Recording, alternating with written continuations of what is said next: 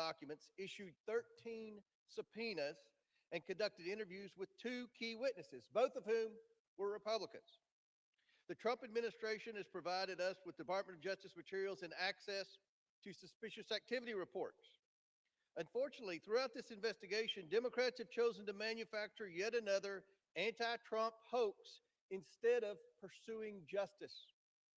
They have mischaracterized witness testimony and selectively released documents complete with targeted redactions in an effort to smear President Trump.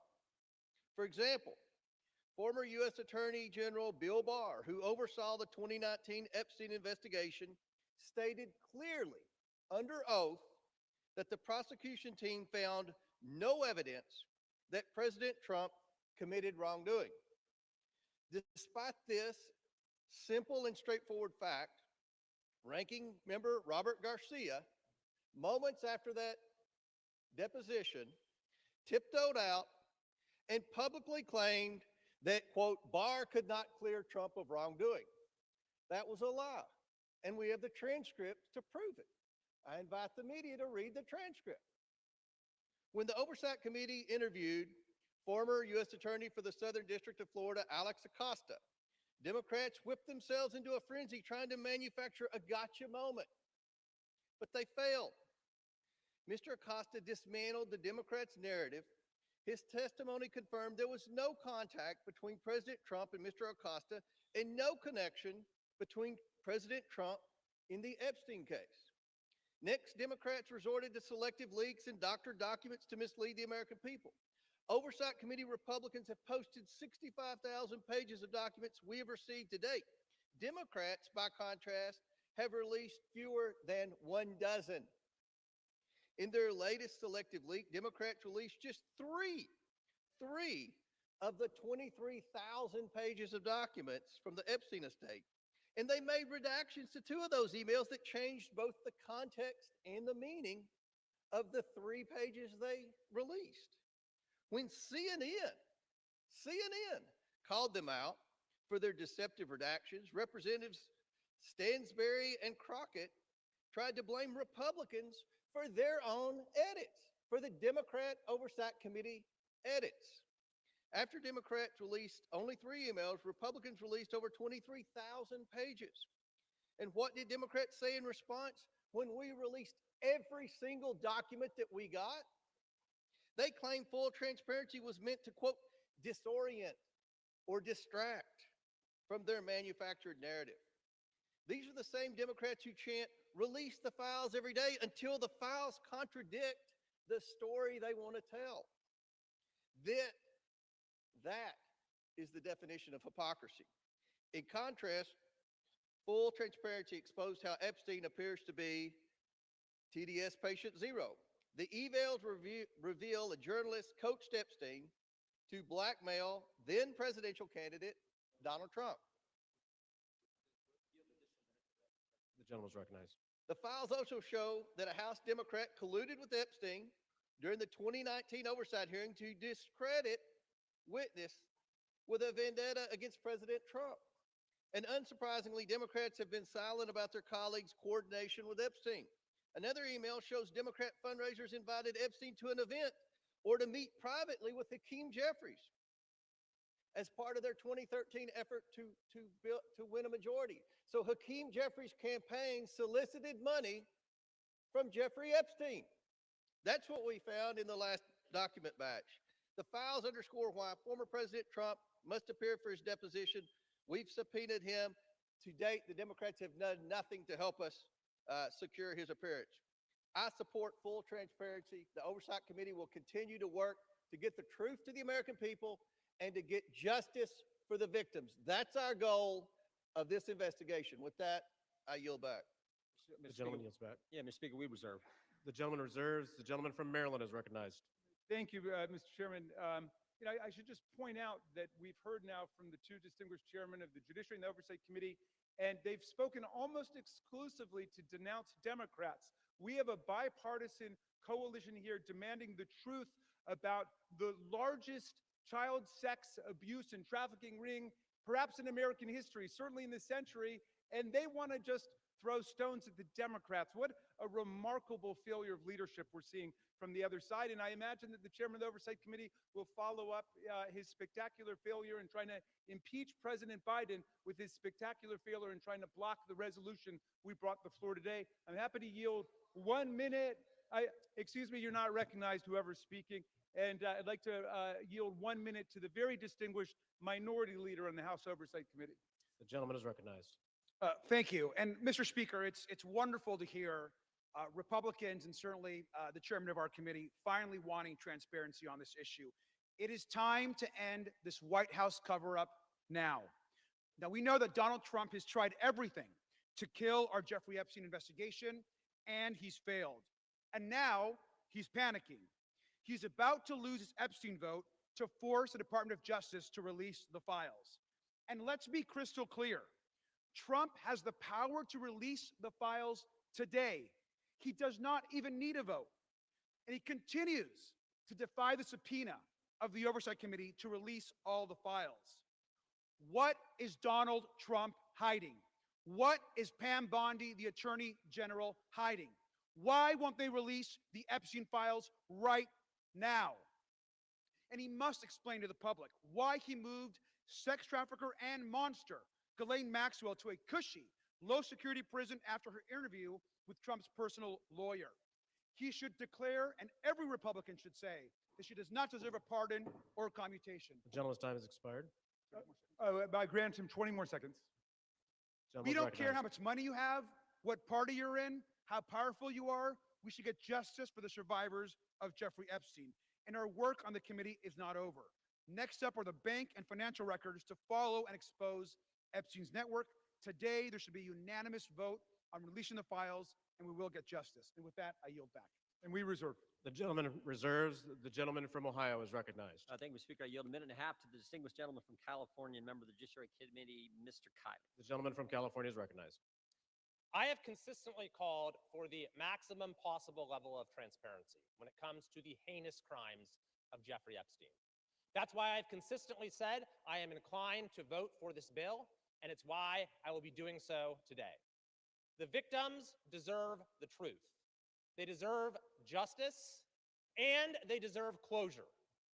For months, they've had to wake up every day and see the name of their tormentor on the front page of every newspaper, on every TV channel, as has the broader American public. This issue has been so politicized by so many people in so many ways, which is deeply unfortunate when we're talking about matters of the highest sensitivity and untold suffering. It is my hope that the passage of this resolution today, together with the work of the Oversight Committee, will lead to the expeditious release of all pertinent material so that we can move on. Let's get accountability, let's get answers, and let's get this over with. I yield back. The gentleman yields back. The We gentleman reserve. reserves. Yeah, we reserve.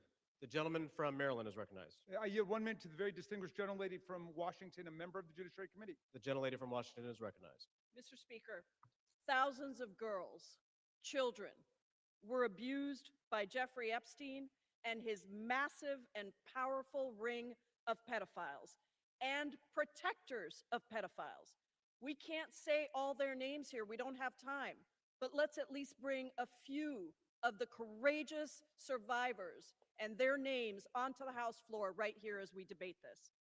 Haley Robson, Jenna Lisa Jones, Michelle Licata, Ashley Rubright, Annie Farmer, Marina Lacerda, Rachel Benavides. These women have carried a burden that they never should have had to bear. And today they demand, we demand, the American people demand that we answer their clarion call to justice. Today, despite all the giant cover-up attempts by this administration and this Speaker of the House, we will vote to release all the Epstein files. To be clear, there is no protection for pedophiles, no protection for the rich and powerful men of either party who participated, who turned a blind eye, who winked and grinned The while gentlelady's time has witnessing the horrific abuses of young children. Release The gentlelady's time has all expired. the damn files now. We reserve. The gentleman reserves. The gentleman from Ohio is recognized. Thank you, Mr. Speaker. I yield a minute and a half to the distinguished gentleman from North Carolina and member of our committee. The gentleman is recognized. Thank you, Mr. Speaker. I have been very supportive of this effort, specifically to bring justice to the victims of this horrific series of crimes. However, I have worked behind the scenes to raise concerns with this petition as it is currently drafted. Specifically, I believe that there is grave risk at harming innocent people. And I repeat, harming innocent people.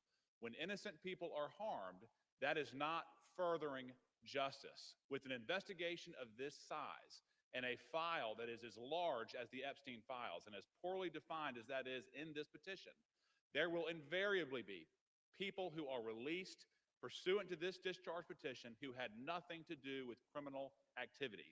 Imagine, if you will, a bellman, a waiter, some type of doorman, a mere social attendee who had no impact whatsoever on the criminal activities of Jeffrey Epstein, no participation. Their lives are forever ruined. And I'm reading specifically from the petition's language that prohibited grounds for withholding information in this file are embarrassment, reputational harm, or political sensitivity. And I would just submit, if you were going to be embarrassed, if you were going to suffer social harm, and that is all of the encompassed activity that you were a part of, you will be named in this petition. And I resent that. Innocent people should not be harmed when we are pursuing justice. I understand the political nature of this petition. I resent the fact that there was not room for good faith amendments. And I urge the Senate to protect innocent people. I yield back. Yields back. The gentleman reserves. The gentleman from Maryland is recognized. Thank you. I'm yielding 1 minute to the distinguished gentlelady from California, Representative Kamlager Duff. The gentlelady from California is recognized. Mr. Speaker, 1 in 3 women and girls around the world are physically and sexually assaulted each year. Of the 152 women in this body, that means 51 women. It includes your daughters, your sisters, your nieces, your mothers. And with the Epstein files, we have a chance to change that. But real talk, the administration doesn't need a discharge petition. It has not complied with the subpoena, and it has the power to release the files today. Instead, the man in the most powerful position in the world has used the full weight of the government to block and obfuscate and deflect the full release of the files. It is the same person who intimidated female members of Congress to withdraw names from the petition, who responded quiet piggy to a female reporter who asked about the files, and who nominated an alleged sexual predator to be our AG. It is the same person whose name appears more than any other in the Epstein emails. And in the pantheon of violence, a sexual predator is the worst of the worst. So why protect him? It's also curious that the judiciary is managing this debate and has not even had this come before the committee. I wonder why. Release the files now.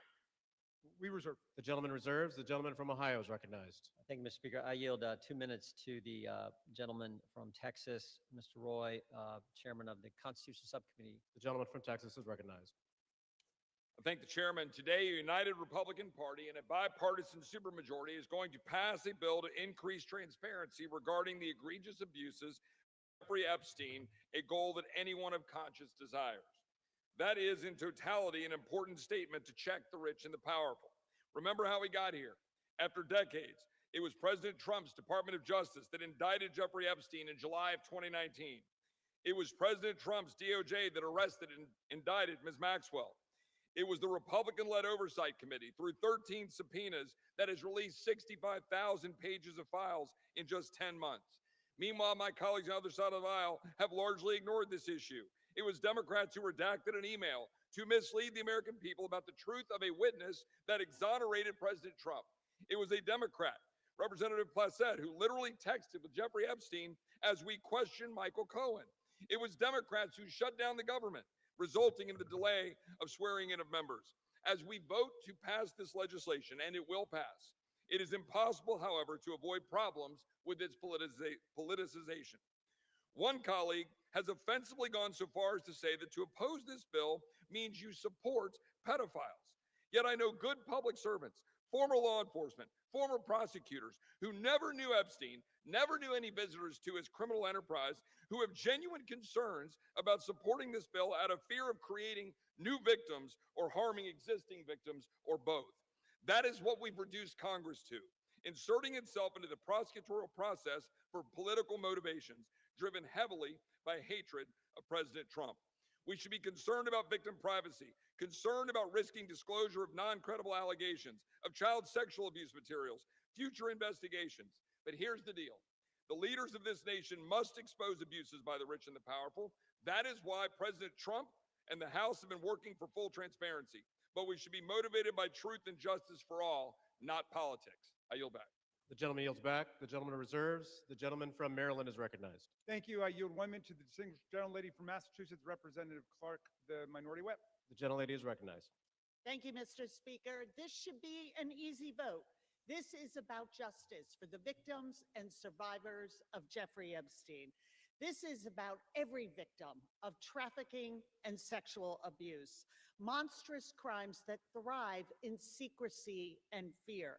Yet instead of shining a light on that darkness, just moments ago, Donald Trump defended the continued obstruction of releasing these files. Even as House Republicans prepare to vote yes today, Speaker Johnson is calling this a show vote. He's calling it dangerous. He is signaling the U.S. Senate to block it. Republicans continue to use their power to shield rich pedophiles from justice.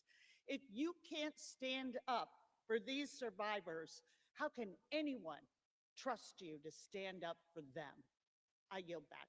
The gentlelady yields back. We yield. The gentleman reserves. Does the gentleman reserve? Yeah, we reserve. The gentleman from Ohio is recognized. We reserve.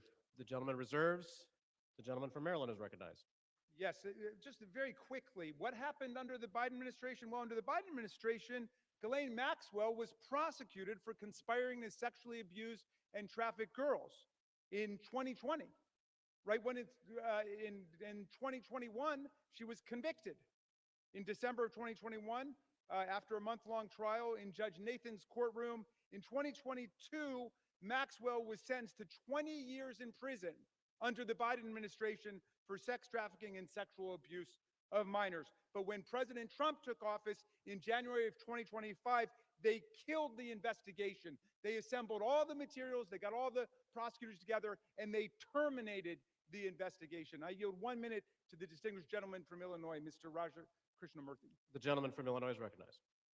Thank you, Mr. Speaker. I rise in strong support to release the Epstein files. First, this issue is beyond party. It's a question of justice.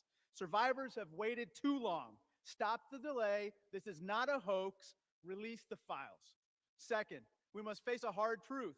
Silence that shields the powerful is a betrayal of those they hurt. Congress must reject any attempt, including a presidential pardon or any form of clemency for Ghislaine Maxwell.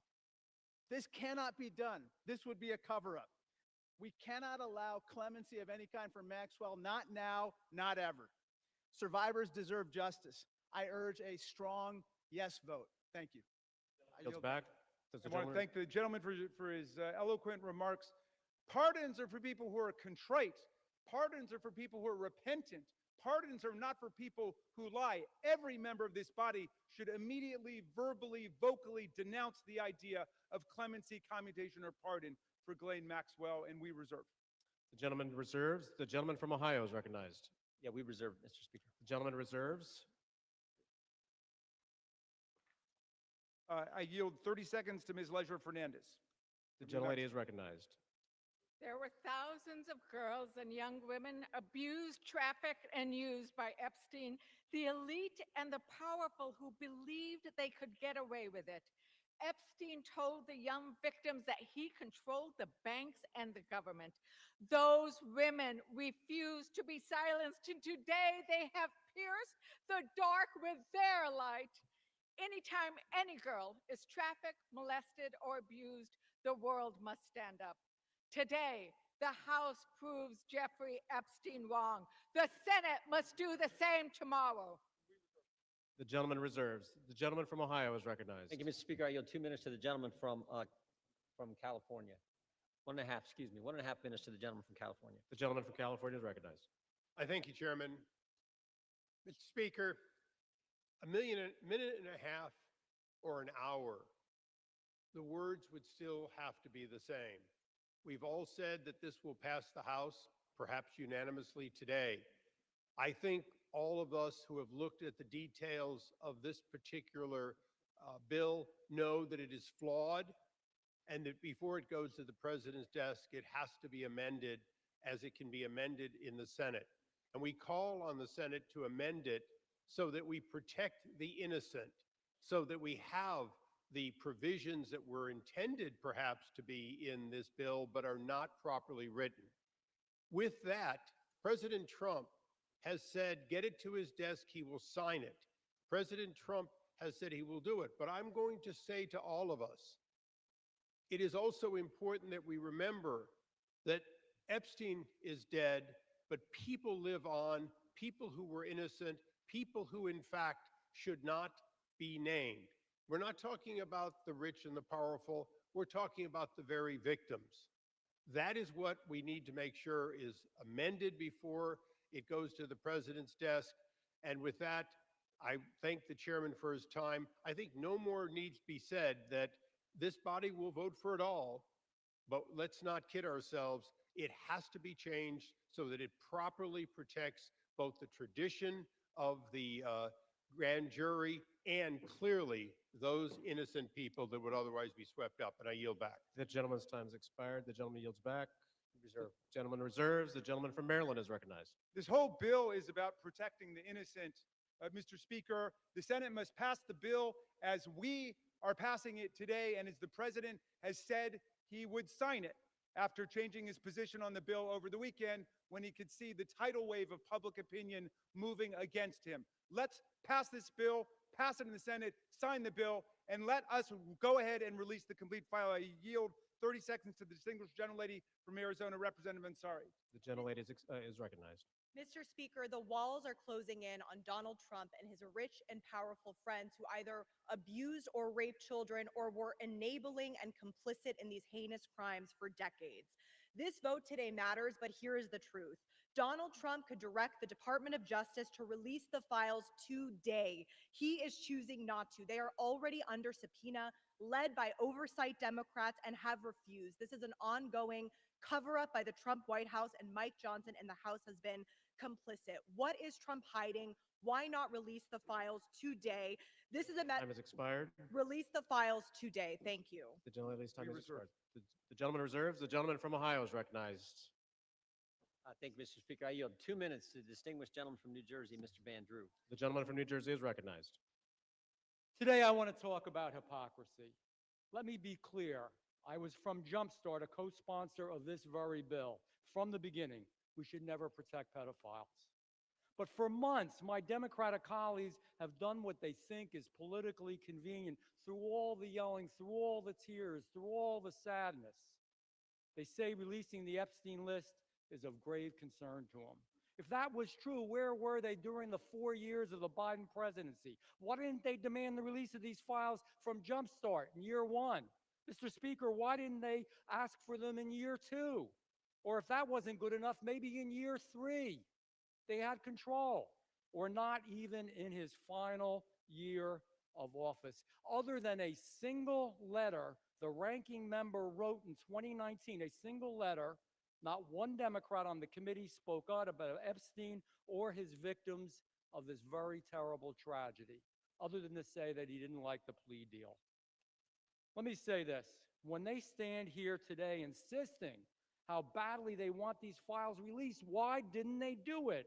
Yet they stayed silent for year after year after year after year under Joe Biden. It's impossible. Mr. Speaker, it is impossible to see that as genuine. What I see is a group more focused on scoring political points and drama than on protecting abused children. The record is clear.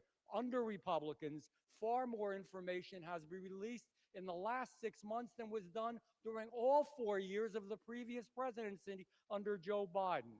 We've actually been the party of transparency. We've released the information. We've told the truth. Unfortunately, and I'm sad to say it, they have been the party of hypocrisy. Mr. Chair, I yield back. The gentleman yields back. The gentleman reserves. The gentleman from Maryland is recognized. You know, I've never heard a more defensive presentation in my life than what we're hearing from over there. The gentleman should spend a little less time pointing out hypocrisy and a little more time trying to ferret out cruelty, humiliation, and rape. And that's what we're working on. I yield 30 seconds to the distinguished gentleman from California, Mr. Min. The gentleman from California is recognized. I want to remind you that we are all here voting on this bill because President Trump, who has the power to release the Epstein files at any time, has refused to do so, calling this a hoax. We're here because Speaker Mike Johnson and President Trump have gone to extraordinary lengths to try to kill and delay the discharge petition, including refusing to seat Adelita Grijalva for over 40 days and threatening House Republicans who signed on. Now, several of my Republican colleagues have accused those of us House Democrats who support justice here of having Trump derangement syndrome. You all suffer from something much worse, which is pedophile protection syndrome. Stop protecting pedophiles, release the Epstein files. The victims deserve justice. I yield back. We reserve. Members are reminded to direct their comments to the chair. kidding. The No. gentleman from Maryland reserves. The gentleman from Ohio is recognized. We reserve. The gentleman from Ohio reserves. The gentleman from Maryland. I'm yielding 30 seconds to my friend Representative Walkinshaw from Virginia. The gentleman is recognized. For years, Mr. Speaker, we have watched dangerous conspiracies like Pizzagate and QAnon shape our political landscape. They help fuel the rise of President Trump and were built on baseless claims about secret pedophile rings, while the real documented case of child sex trafficking involving Jeffrey Epstein remains shrouded in secrecy because President Trump refuses to release the files. What is President Trump hiding? Why won't he release the files? The House finally has the opportunity to act, release the files, and let the American Gentleman's people time see has the expired. truth. I yield back. The gentleman yields back. We reserve. The gentleman reserves. The gentleman from Ohio is recognized. Reserve. The gentleman reserves. The gentleman from Maryland is recognized. Granting 30 seconds to the very distinguished gentlelady who is finally with us, Representative Adelita Grijalva from Arizona 7. The gentlelady is recognized. Thank you. Mr. Speaker, I rise today to acknowledge the survivors, family members, and advocates who are here today and have never given up. The legislation in front of us, at its core, is about something very simple. The survivors deserve justice. The American people deserve the truth. To every survivor watching, your courage is inspiring. You are the reason why this vote is happening today. Protecting women and children from pedophiles should not be a Democratic issue, should not be a Republican issue. It should be a human rights issue and a matter of justice. I urge my colleagues to vote yes on the Time Epstein has Files expired. Transparency Act. I yield back. Thank you. Thank you, and we reserve. The chair will remind all persons in the gallery that they are here as guests of the House and that any manifestation of approval or disapproval of proceedings is in violation of the rules of the House. The gentleman from Maryland. Yeah, but I'll just add, they're here as honored guests of the House, and we're delighted they're here, and with that, we reserve. The gentleman reserves. The gentleman from Ohio is recognized. We reserve. The gentleman reserves. The gentleman from Maryland. I'm granting 30 seconds to Representative Lois Franco from Florida. The gentlelady from Florida is recognized. Speaker, for far too long, the survivors of Jeffrey Epstein's abuse were failed by a justice system that minimized their suffering and prosecutors who treated young girls as if they were criminals. That was wrong, and I am here with my colleagues to promise this. We will get to the bottom of why the Epstein survivors were treated so badly, who made those decisions, and who were they protecting. No more secrecy, no more excuses. We all deserve the truth, and I thank the survivors for their courage and perseverance. Your voices are being heard. The gentlelady yields back. The gentleman reserves the balance of his time. The gentleman from Ohio. is Thank you, Mr. recognized. Speaker. I yield 1 minute to the distinguished gentleman from the great state of Louisiana, the Speaker of the United States House of Representatives, Mr. The gentleman Johnson. from Louisiana is recognized. Thank you, Mr. Speaker. Thank you, Chairman Jordan, for doing such an extraordinary job on all of this. For 43 long days, the Democrats held this House and the entire country hostage. Finally, with the lights back on, this body's returning to our regular legislative session. We have a lot of work to do. My colleagues on this side of the chamber are ready and eager to get back to our urgent legislative work that we promised the American people we would do. We've got to continue lowering the cost of health care. We've got to bring down prices for American families, and we've got to finish the regular appropriations process, just to name a few of those priorities.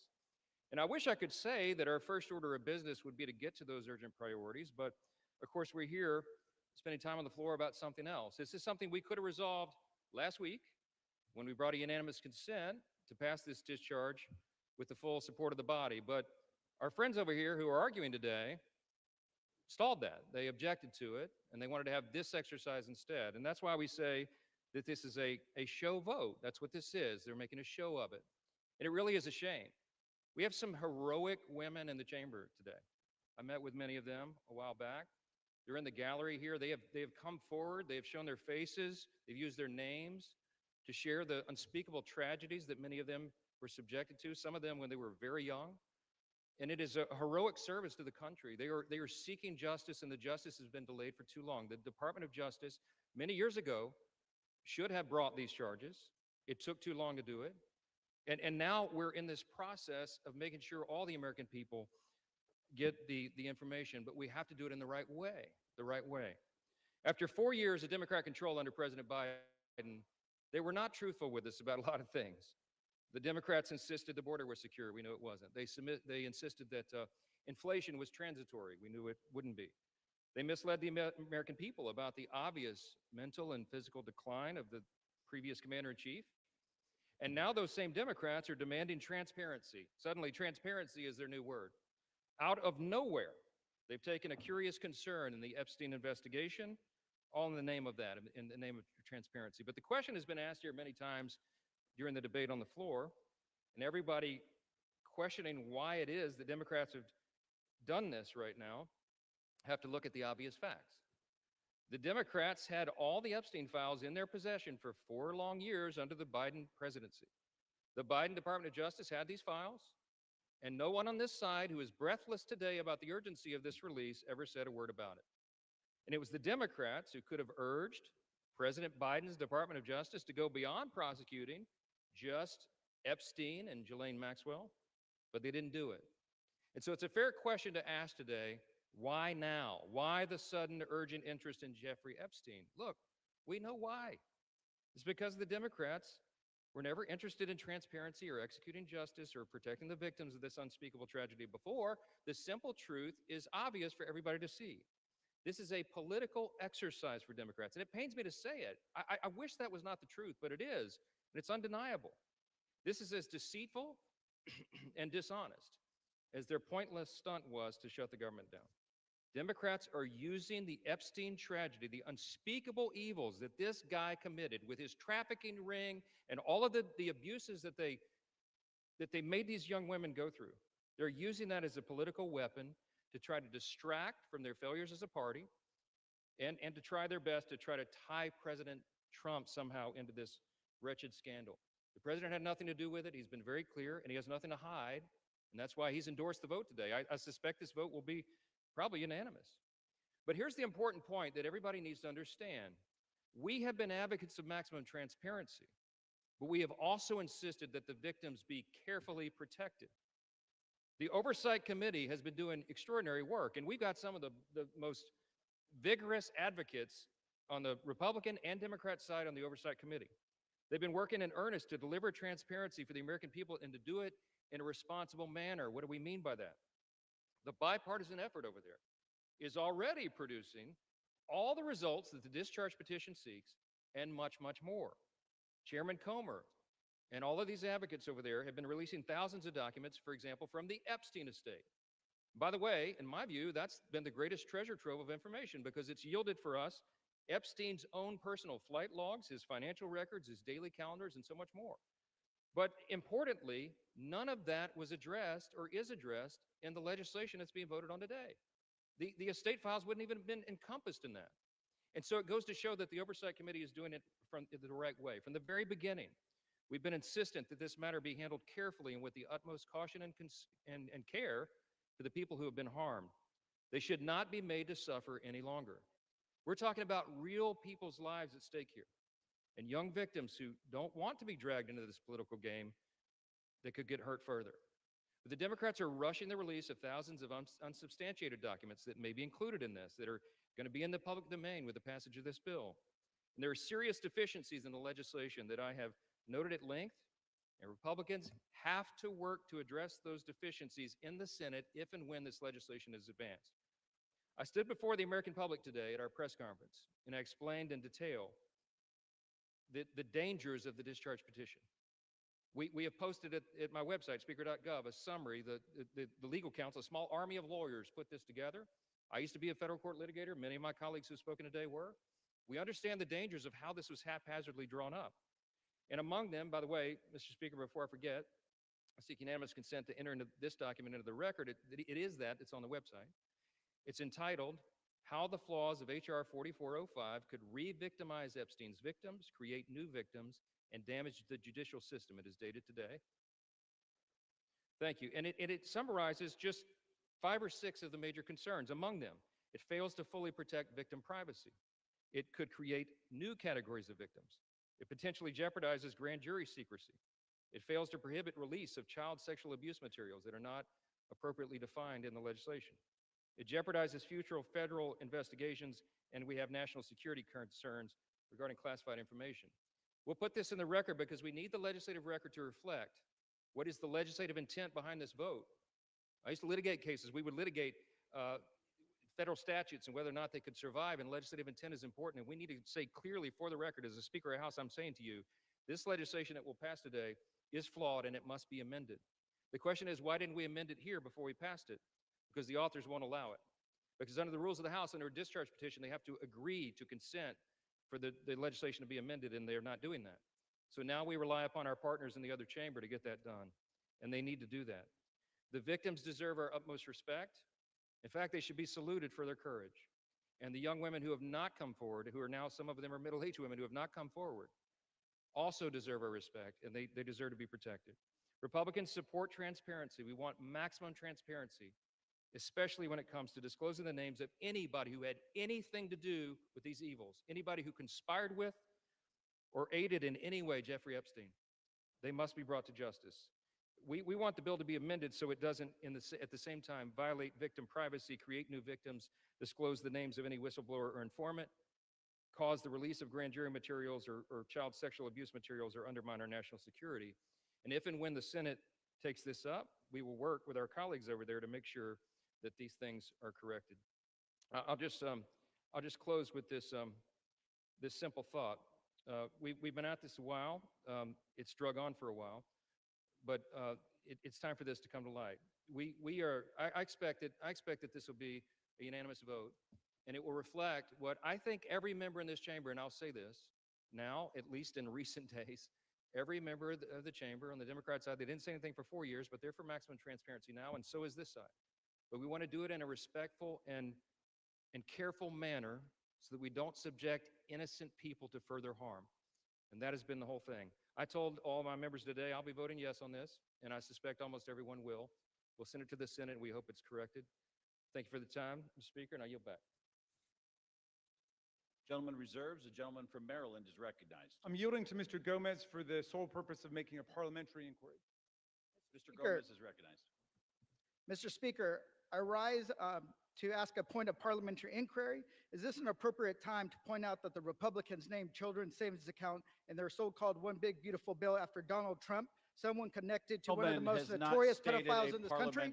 Or that the Speaker of the House just lied on the floor by stating that there was protections, there isn't protections for the victims in the Epstein bill. The gentleman is no longer recognized. The gentleman from Maryland, you are recognized. I am prepared to close. I've got no more speakers on my side. The gentleman reserves. Gentleman from Ohio is recognized. Thank you, Mr. Speaker.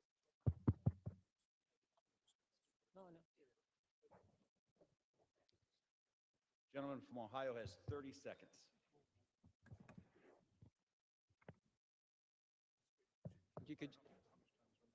Can I inquire how much time is remaining? 30 seconds.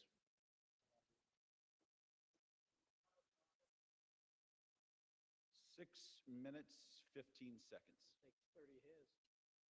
We reserve. Gentleman reserved. Gentleman from Maryland is recognized. I'll take the opportunity of the Speaker's presence to respond to some of the things that he said. In the very presence of the victims and the survivors who come to join us today, the Speaker said that now would be a time we should be working on urgent legislative work. Mr. Speaker, justice is urgent legislative work. The truth is urgent legislative work. The Speaker says, why now? Why now? Well, Mr. Speaker, you were the one who refused to swear in Adelita Grijalva for 50 days. We would have done it 50 days ago, but she provided the 218th signature on the discharge petition. So why now? It was because of your dilatory tactics, your delay, your postponement of it. Now, the gentleman says that there are not sufficient protections. There are protections in the bill for the victims to make sure that their names will be redacted. And yet we hear even the Speaker of the House of Representatives openly inviting the U.S. Senate to start finger painting on this bill, which we have waited more than 5 months to bring to the floor. The Senate should pass the bill exactly as it's written. The president should sign it exactly as he said he would when he finally changed his mind. And the Epstein file must be released. Moreover, if the president is serious about what he's saying, he's got the power to release the Epstein file right now. Nobody's stopping him. It's within his possession. It's within his control. He can release the whole thing, and he can redact the names of the victims and others who are innocent in this process. Mr. Speaker, Speaker Johnson said that these are unspeakable evils. Well, because of the bravery and the invincible courage of the women who've joined us today, they're no longer unspeakable. They're spoken. They're articulated. The cat is out of the bag, and we know what's been going on for decades. It's been a double standard of justice, going all the way back to Alex Acosta, who later got rewarded with a cabinet appointment in the Trump administration. Alex Acosta had a 60-count federal indictment ready to go against all kinds of people for an interstate sex trafficking conspiracy with solicitation, with child sex abuse, all of it. And he traded that 60-count federal indictment for 1 count in state court. And Jeffrey Epstein ended up getting the sweetest of sweetheart deals ever on the plea bargain front. He was free from 8 a.m. to 8 p.m. to do whatever he wanted and continuing to perpetrate his crimes and run his conspiracy. And then he would come and he would watch TV and spend the night in jail. And it was over in about a year after the rape and sexual abuse of hundreds and hundreds of girls. And he kept going and he kept at it. We want the whole truth to come out. This is the United States of America. Even the British monarchy wouldn't put up with this. How about the American democracy? How about we say, no way, we're not going to allow this cover up to go on for 1 day more. And I'm glad the president changed his mind after pulling out all the stops to try to get one of our Republican colleagues to change their mind, to remove their name from the discharge petition. He gave up. And I want to salute the gentlelady from Colorado from having the courage to stand her ground in the Situation Room in the White House and say, no, she wasn't going to be bullied. No. So I'm glad the president changed his mind. But let's be clear, Mr. President, you've got the power today to release the entire file. That's what you called for. That's what Pam Bondi called for. That's what Kash Patel called for. So we don't need anybody calling for the Senate to slow things down for more weeks and more months. The American people have had it. We'll reserve. Gentleman reserves. Gentleman is reminded to direct your comments to the chair and not your colleagues. Gentleman from Ohio is recognized, and you do have 90 seconds remaining. Correction. Thank you, Mr. Speaker. I yield 30 seconds to the gentleman from Texas. Gentleman from Texas is recognized. The Democrat Party, with help from the dishonest media, used the Epstein files not to seek justice for the victims, but to smear President Trump. And it's sickening, quite sickening. The Democrats have used the Epstein files to distract the American people from the wins President Trump and his administration have delivered for the American people for the last 11 months. I'm proud to work with my Republican colleagues on the House Oversight Committee in coordination with the Justice Department. 65,000 pages of documents are related from Epstein released. What have my Democrat colleagues done? They selectively leaked and altered documents to mislead the American people.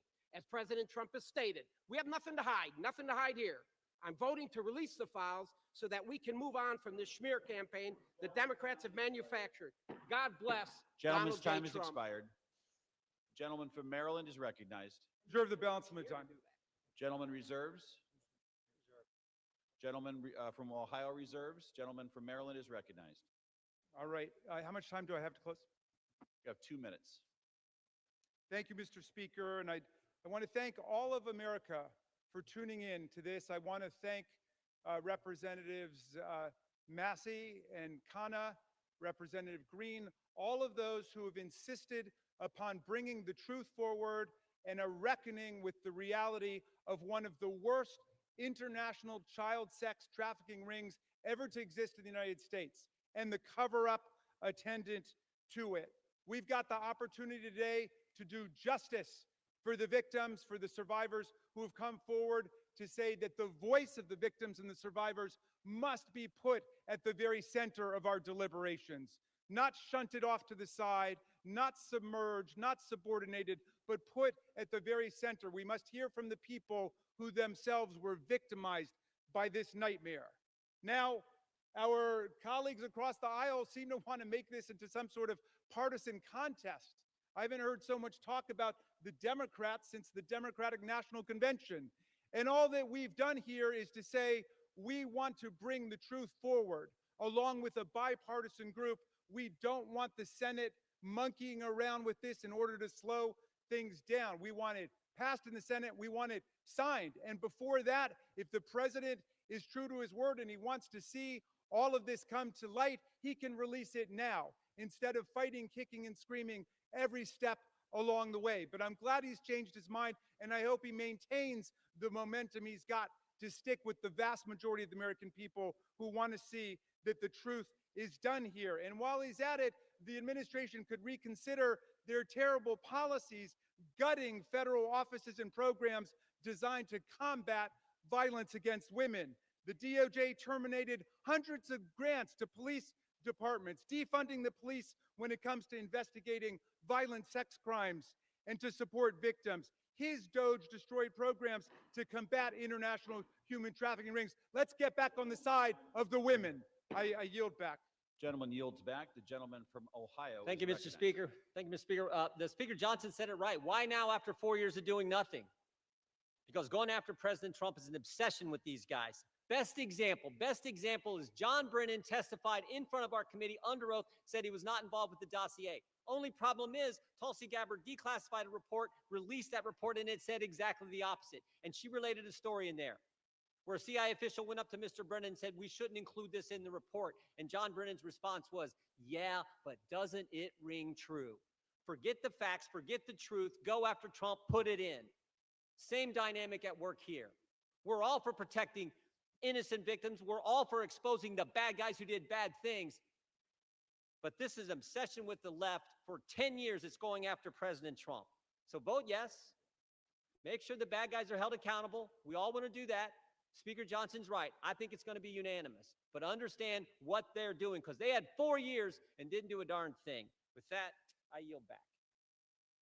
Gentleman yields back. The question is, will the House suspend the rules and pass the bill H.R. 4405? Those in favor say aye. Those opposed say no. In the opinion of the chair, 2/3 being in the affirmative, the rules are suspended. The bill is passed, and without Can I request a objection, recorded vote, Mr. The Speaker? gentleman from Maryland is recognized. Yeah, I'm requesting a recorded vote.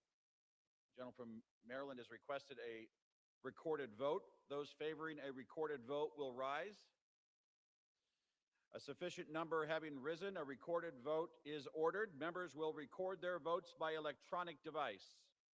Pursuant to Clause 9 of Rule 20, this 15-minute vote on the motion to suspend the rules will be followed by 5-minute votes on ordering the previous question on House Resolution 879, adoption of House Resolution 879 if ordered, and adoption of House Resolution 878. This is a 15-minute vote.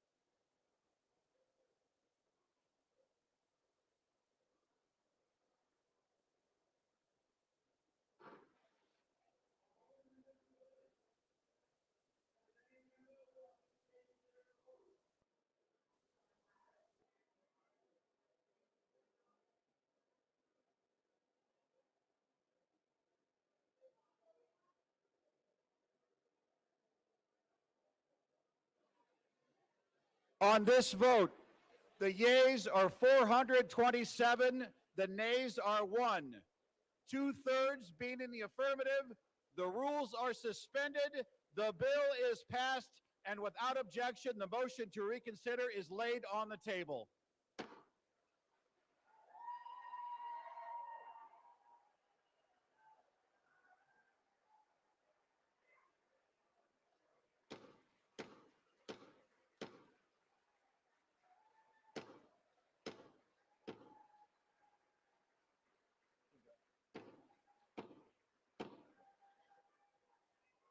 Pursuant to Clause 8, Rule 20, the unfinished business is the vote on ordering the previous question on House Resolution 879, on which the yeas and nays are ordered. The clerk will report the title of the resolution. House Calendar Number 47, House Resolution 879.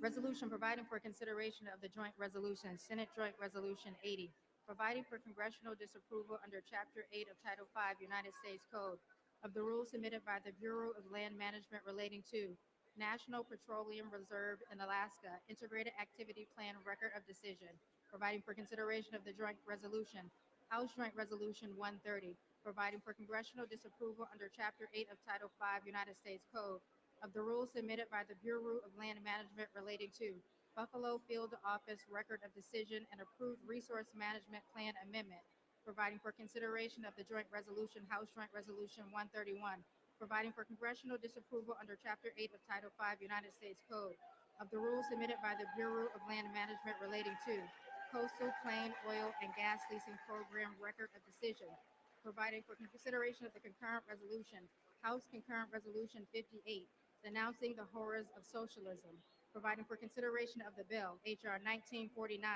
to repeal restrictions on the export of import of natural gas, providing for consideration of the bill, H.R. 3109, to require the Secretary of Energy to direct the National Petroleum Council to issue a report with respect to the petrochemical refineries in the United States and for other purposes, providing for consideration of the bill, H.R. 5107, to repeal the Comprehensive Policing and Justice Reform Amendment Act of 2022, enacted by the District of Columbia Council, providing for consideration of the bill, H.R. 5214, to require mandatory pretrial and post-conviction detention for crimes of violence and dangerous crimes and require mandatory cash bail for certain offenses that pose a threat to the public safety or order in the District of Columbia and for other purposes and for other purposes. The question is on ordering the previous question. Members will record their vote by electronic device. This is a 5-minute vote.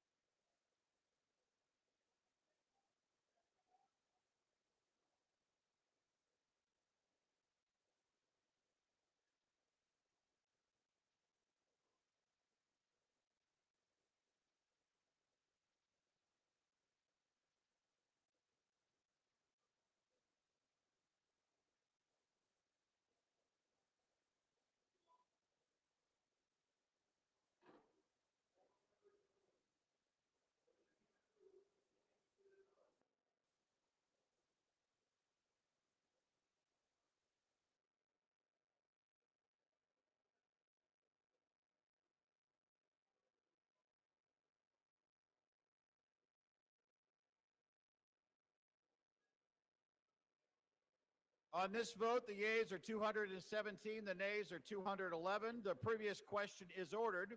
The question is on the adoption of the resolution. Those in favor say aye. Those opposed say no. No. In the opinion of the chair, the ayes have it. Speaker, For what purpose does the gentleman from Massachusetts rise? I ask for a recorded vote. A recorded vote is requested. Those favoring a recorded vote will rise. A sufficient number having risen, a recorded vote is ordered. Pursuant to Clause 8 of Rule 20, further proceedings on this question will be postponed.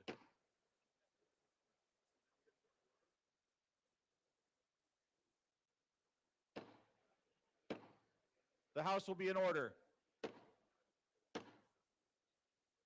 The House will come to order. The House will come to order. For what purpose does the gentleman seek recognition? To speak out of order for 1 minute, Mr. Speaker. Without objection, the gentleman is recognized. Thank you, Mr. Speaker. Today I rise to recognize a man whose dedication, steadiness, and wisdom have shaped not only my work in this chamber, but the work of this institution itself. I'm talking about my Chief of Staff, Brett Horton.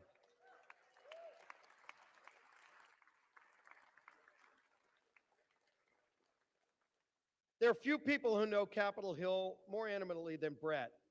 For 15 years... Gentlemen will suspend. The House will be in order.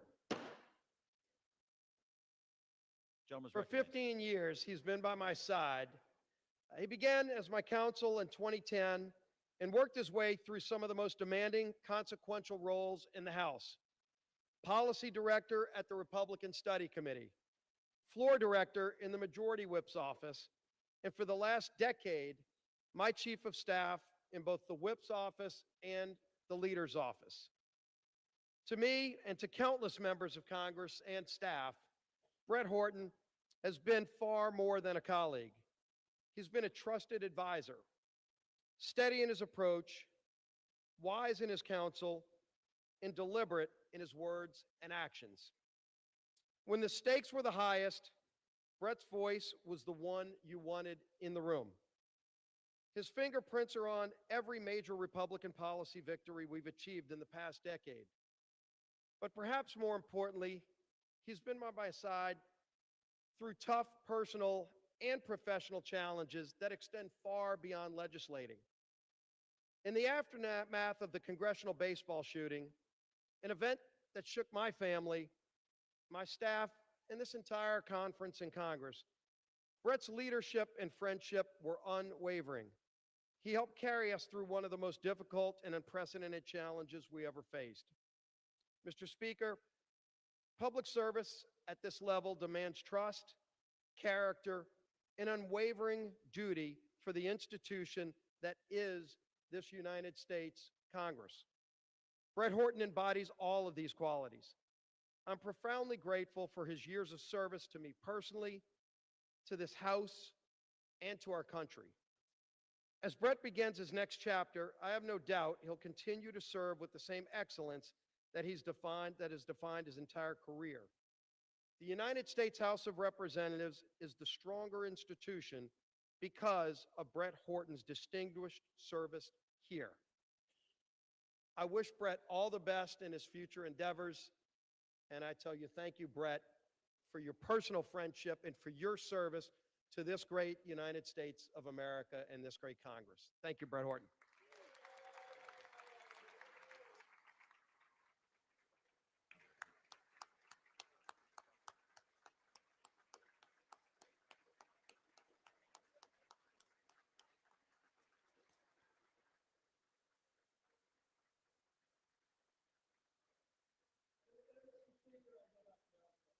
Gentleman yields back. Pursuant to Clause 8 of Rule 20, the unfinished business is the vote on the adoption of House Resolution 879, on which a recorded vote is ordered.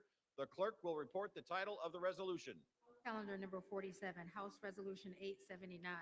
Resolution providing for consideration of the joint resolution, Senate Joint Resolution 80, providing for congressional disapproval under Chapter 8 of Title 5 United States Code of the rules submitted by the Bureau of Land Management relating to National Petroleum Reserve in Alaska Integrated Activity Plan Record of Decision, providing for consideration of the joint resolution, House Joint Resolution 130, providing for congressional disapproval under Chapter 8 of Title 5 United States Code of the rules submitted by the Bureau of Land Management relating to Buffalo Field Office Record of Decision and approved Resource Management Plan Amendment, providing for consideration of the joint resolution, House Joint Resolution 131, providing for congressional disapproval under Chapter 8 of Title 5 United States Code of the rules submitted by the Bureau of Land Management relating to Coastal Plain Oil and Gas Leasing Program Record of Decision, providing for consideration of the concurrent resolution, House Concurrent Resolution 58, denouncing the horrors of socialism, providing for consideration of the bill, H.R. 1949,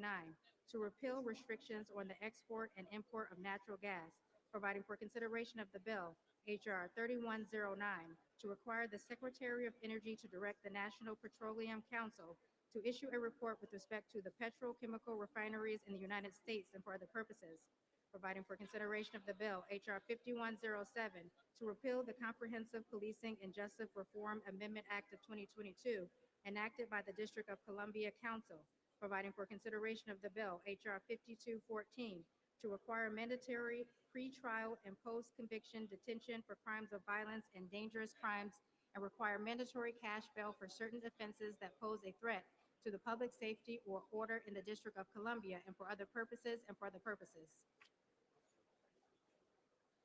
The question is on the adoption of the resolution. Members will record their votes by electronic device. This is a 5-minute vote.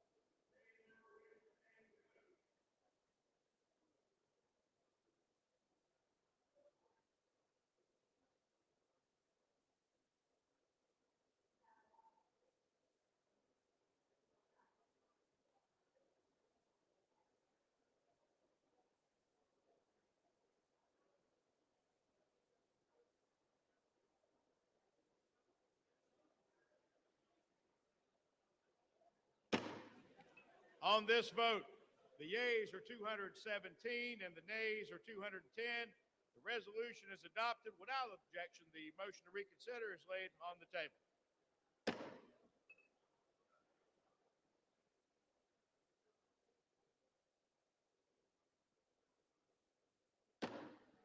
Pursuant to Clause 8 of Rule 20, the unfinished business is the vote on adoption of House Resolution 878, on which the yeas and nays are ordered. The clerk will report the title of the resolution. House Resolution 878, resolution disapproving the behavior of Representative Jesus G. Chuy Garcia of Illinois. The question is on adoption of the resolution. Members will record their votes by electronic device. This is a 5-minute vote.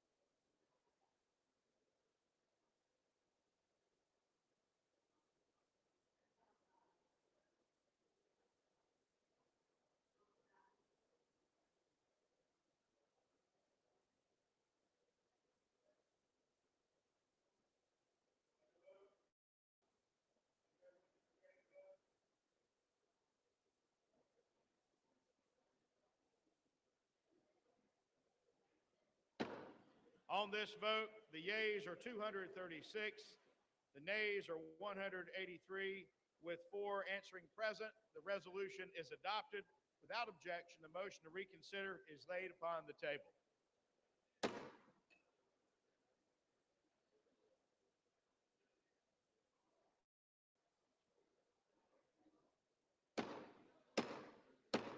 The House will come to order. The House will come to order. For what purpose does the gentleman from South Carolina seek recognition? Mr. Speaker, pursuant to Clause 2A1 of Rule 9, I rise to give notice of my intent to raise a question of the privilege of the House. The gentleman is recognized. Just a moment. Members of the House will come to order. Chair would ask members to please take conversations off the floor. The gentleman is recognized. Mr. Speaker, my House Resolution 888, censoring and condemning Delegate Stacy Plaskett and removing her from the House Permanent Select Committee on Intelligence for conduct that reflects the discredibility on the House of Representatives for colluding with convicted felon and offender Jeffrey Epstein during a congressional hearing.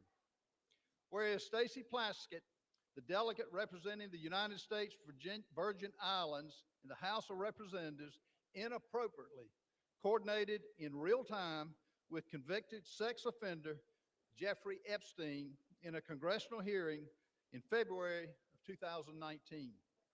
Whereas Delegate Plaskett was actively coached by Epstein during the hearing, receiving instructions on specific lines of questioning, and was congratulated after the message by Mr. Epstein, good work.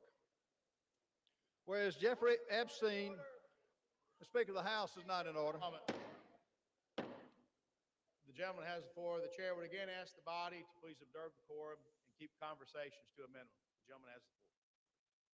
Whereas Jeffrey Epstein was a known convicted felony sex offender, having pled guilty and been convicted for procuring a child for prostitution and solicitation, a proselyte in a plea deal in 2008, and served a 13-month prison sentence. Whereas in the course of that investigation, the FBI compiled reports on dozens of confirmed minors who credibly alleged sexual abuse by Mr. Epstein. Whereas Epstein was under further federal investigation beginning in November of 2018, 2 months before Delegate Plaskett's recently revealed text exchange during a congressional hearing, following investigative reporting by the Miami Herald detailing Epstein's controversial 2008 plea deal and highlighting accounts of his victims. Whereas Epstein was arrested in July of 2019 and charged with 1 count of sex trafficking of minors and 1 count of conspiracy to commit sex trafficking of minors, he was later found dead in the New York Metropolitan Correctional Center. Whereas according to documents released from Epstein's estate during a House Committee on Oversight and Reform hearing featuring testimony from Michael Cohen, the disgraced former attorney for President Donald J. Trump, Delegate Plaskett coordinated her line of questioning with Jeffrey Epstein in real time over text messages while the hearing was underway. Whereas Delegate Plaskett, who previously served as an Assistant Attorney General in the United States Department of Justice Civil Division, is known to have had extensive political, personal, and professional connections with Epstein after his conviction as a sex offender up to the time of his arrest and then his death in 2019. Whereas Delegate Plaskett's relationship with Epstein stands in stark contrast to the public image that she has curated for herself as a defender of justice and accountability, and while secretly collaborating with an individual whose crimes against vulnerable women and children shocked the entire nation. Whereas Delegate Plaskett's willingness to receive instructions on official congressional proceedings from Epstein, a convicted felony sex offender with deep concerning international associations, is especially alarming and inappropriate given her own past service in the United States Department of Justice in her current role on the House Permanent Select Committee on Intelligence and raises serious questions about Delegate Plaskett's judgment, her integrity, and her fitness to serve. Whereas such associations erode public trust in Congress, particularly when they involve using input from a sex offender to advance partisan attacks during official proceedings. Now, therefore, be it resolved, Section 1, Censure of Delegate Stacey Plaskett. Resolved that the House of Representatives censures and condemns Delegate Stacey Plaskett for inappropriate coordination with convicted sex offender Jeffrey Epstein during a congressional hearing which reflects discreditably on the House of Representatives, and directs the Committee on Ethics to conduct a full investigation to the extent of Plaskett's ties to Epstein and any further improprieties. Section 2, remove from House Permanent Select Committee on Intelligence. The following named member be and is hereby removed from the following committee on the House of Representatives. Permanent Select Committee on Intelligence, Ms. Plaskett. Now recognize the gentleman from South Carolina to offer the resolution just noticed. Does the gentleman from South Carolina offer the resolution? I do. The clerk will report the resolution. House Resolution 888. Whereas Stacey Plaskett, the delegate representing the United States Virgin Islands in the House of Representatives, inappropriately coordinated with convicted sex offender Jeffrey Epstein in a congressional hearing in February 2019. Whereas Delegate Plaskett was actively coached by Epstein during the hearing, received instructions on specific lines of questioning, and was congratulated afterwards with the message, "Good work." Whereas Jeffrey Epstein was a known convicted felony sex offender, having pled guilty and been convicted for procuring a child for prostitution and for soliciting a prostitute in a plea deal in 2008 and served a 13-month sentence. Whereas in the course of that investigation, the FBI compiled reports on dozens of confirmed minors who credibly alleged sexual abuse by Epstein. Whereas Epstein was under further federal investigation beginning November 2018, 2 months before Delegate Plaskett's recently revealed text exchange during a congressional hearing, following investigative reporting by the Miami Herald detailing Epstein's controversial 2008 plea deal and highlighting accounts of his victims. Whereas Epstein was arrested in July 2019 and charged with 1 count of sex trafficking of minors and 1 count of conspiracy to commit sex trafficking of minors, and he was later found dead in the New York Metropolitan Correctional Center. Whereas according to documents released from Epstein's estate, during a House Committee on Oversight and Reform hearing featuring testimony from Michael Cohen, disgraced former attorney to President Donald J. Trump, Delegate Plaskett coordinated her line of questioning with Jeffrey Epstein in real time over text message while the hearing was underway. Whereas Delegate Plaskett, who previously served as an Assistant Attorney General in the U.S. Department of Justice Civil Division, is known to have had extensive political, personal, and professional connections with Epstein after his conviction as a sex offender up to the time of his arrest and then death in 2019. Whereas Delegate Plaskett's relationship with Epstein stands in stark contrast to the public image she has curated for herself as a defender of justice and accountability, while secretly collaborating with an individual whose crimes against vulnerable women and children shocked the nation. Whereas Delegate Plaskett's willingness to receive instructions on official congressional proceedings from Epstein, a convicted felony sex offender with deeply concerning international associations, is especially alarming and inappropriate given her own past service in the U.S. Department of Justice and her current role on the House Permanent Select Committee on Intelligence, and raises serious questions about Delegate Plaskett's judgment, integrity, and fitness to serve. And whereas such associations erode public trust in Congress, particularly when this involves using input from a sex offender to advance partisan attacks during official proceedings. Now therefore be it resolved. Section 1, censure of Delegate Stacey Plaskett.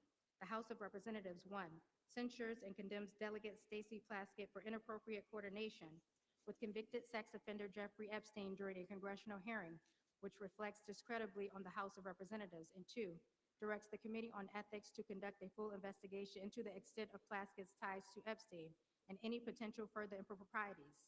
Section 2, removal from House Permanent Select Committee on Intelligence.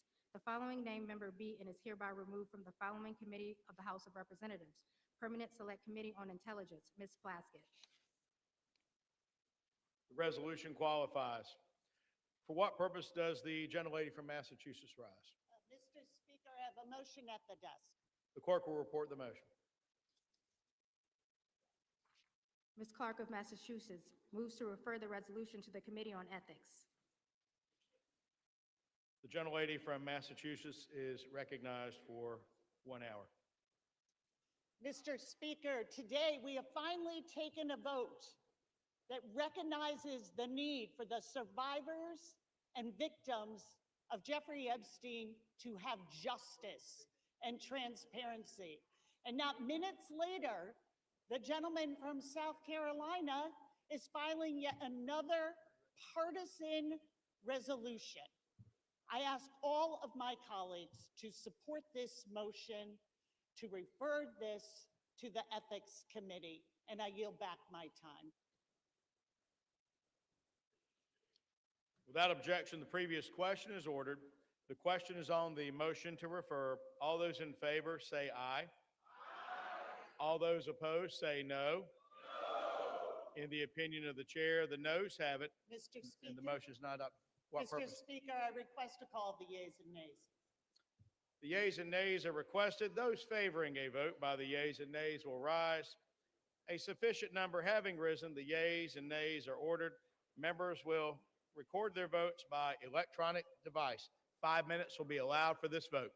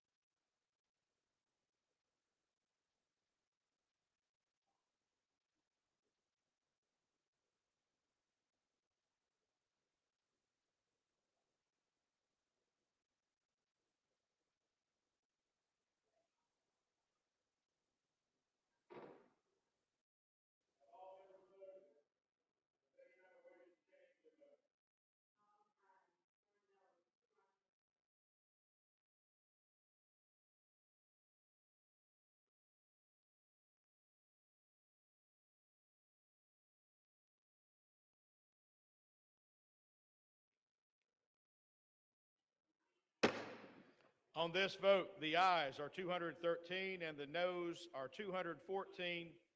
The motion is not adopted.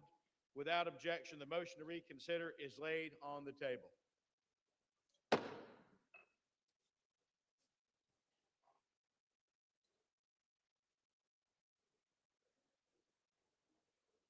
Pursuant to Clause 2 of Rule 9, the gentleman from South Carolina, Mr. Norman, and the gentleman from Maryland, Mr. Raskin, each will control 30 minutes. The chair recognizes the gentleman from South Carolina. Thank you, Mr. Speaker. In just a moment. The chair would ask the House to come to order again, ask members to take conversations off the floor so that the members can be given due accord and respect during the period of debate. The gentleman has the floor. Thank you, Mr. Speaker. I rise today because the House of Representatives has a responsibility and a duty to protect the integrity of this institution. And what we learned from the documents released by Jeffrey Epstein's estate is nothing short of alarming. Those documents show that Delegate Stacey Plaskett, a sitting member of Congress, coordinated her questioning during an official oversight hearing with a man who is a convicted sex offender, a man whose crimes against minors shocked this entire nation. Let me be clear, this was just not casual contact. There were deliberate communications, and they shaped her official line of questioning in a congressional hearing. The American people expect honesty. The American people expect integrity and judgment from their elected officials. They expect members of Congress to conduct themselves with one word: decency, not to seek advice from a predator who exploited minor children. This resolution does not accuse. It acknowledges what is documented. It censures Delegate Plaskett for her conduct, removes her from the Intelligence Committee, where her judgment is paramount, and directs a full investigation into the extent of her relationship with Mr. Epstein. Some will try to spin this as politics, but protecting the honor of this body is not partisan. It's not Democrat, it's not Republican. Standing against a convicted predator's influence in our proceedings is not partisan. It's basic decency. We cannot pretend this didn't happen. The American people deserve better. Speaker, I reserve. The gentleman reserves. The gentleman from Maryland is recognized. Thank you kindly, Mr. Speaker. I yield myself such time as I may consume. The gentleman is recognized. And I rise in opposition to this resolution. We're here today on the floor to support the complete disclosure of information related to Jeffrey Epstein and his billion-dollar international child sex trafficking ring. And our side of the aisle, at least, supports the release of information relating to anybody who had anything to do with it, whether they're a Republican, a Democrat, an independent, or what have you, period. We insist on complete, full disclosure. This resolution has nothing to do with that. This seems to me to be one more pathetic effort to distract and divert attention from the fact that the president's name appeared more than 1,000 times already in the small fraction of material released on Epstein, and from the failure of the majority to move to disclose this information. And it is this bipartisan group that we've had behind the discharge resolution, which has insisted on bringing this to the fore, and we've got nothing but obstruction, opposition, resistance, evasion, distraction, and diversion from the other side. And now we get one more resolution like this. The resolution actually proposes a disciplinary censure against Representative Stacey Plaskett, but amazingly alleges no misconduct. It does not allege the violation of the Constitution. It does not allege the violation of a federal law or a state law or local law. It does not even allege a violation of the ethics rules of the House of Representatives, and yet they want to censure her and throw her off of her committee.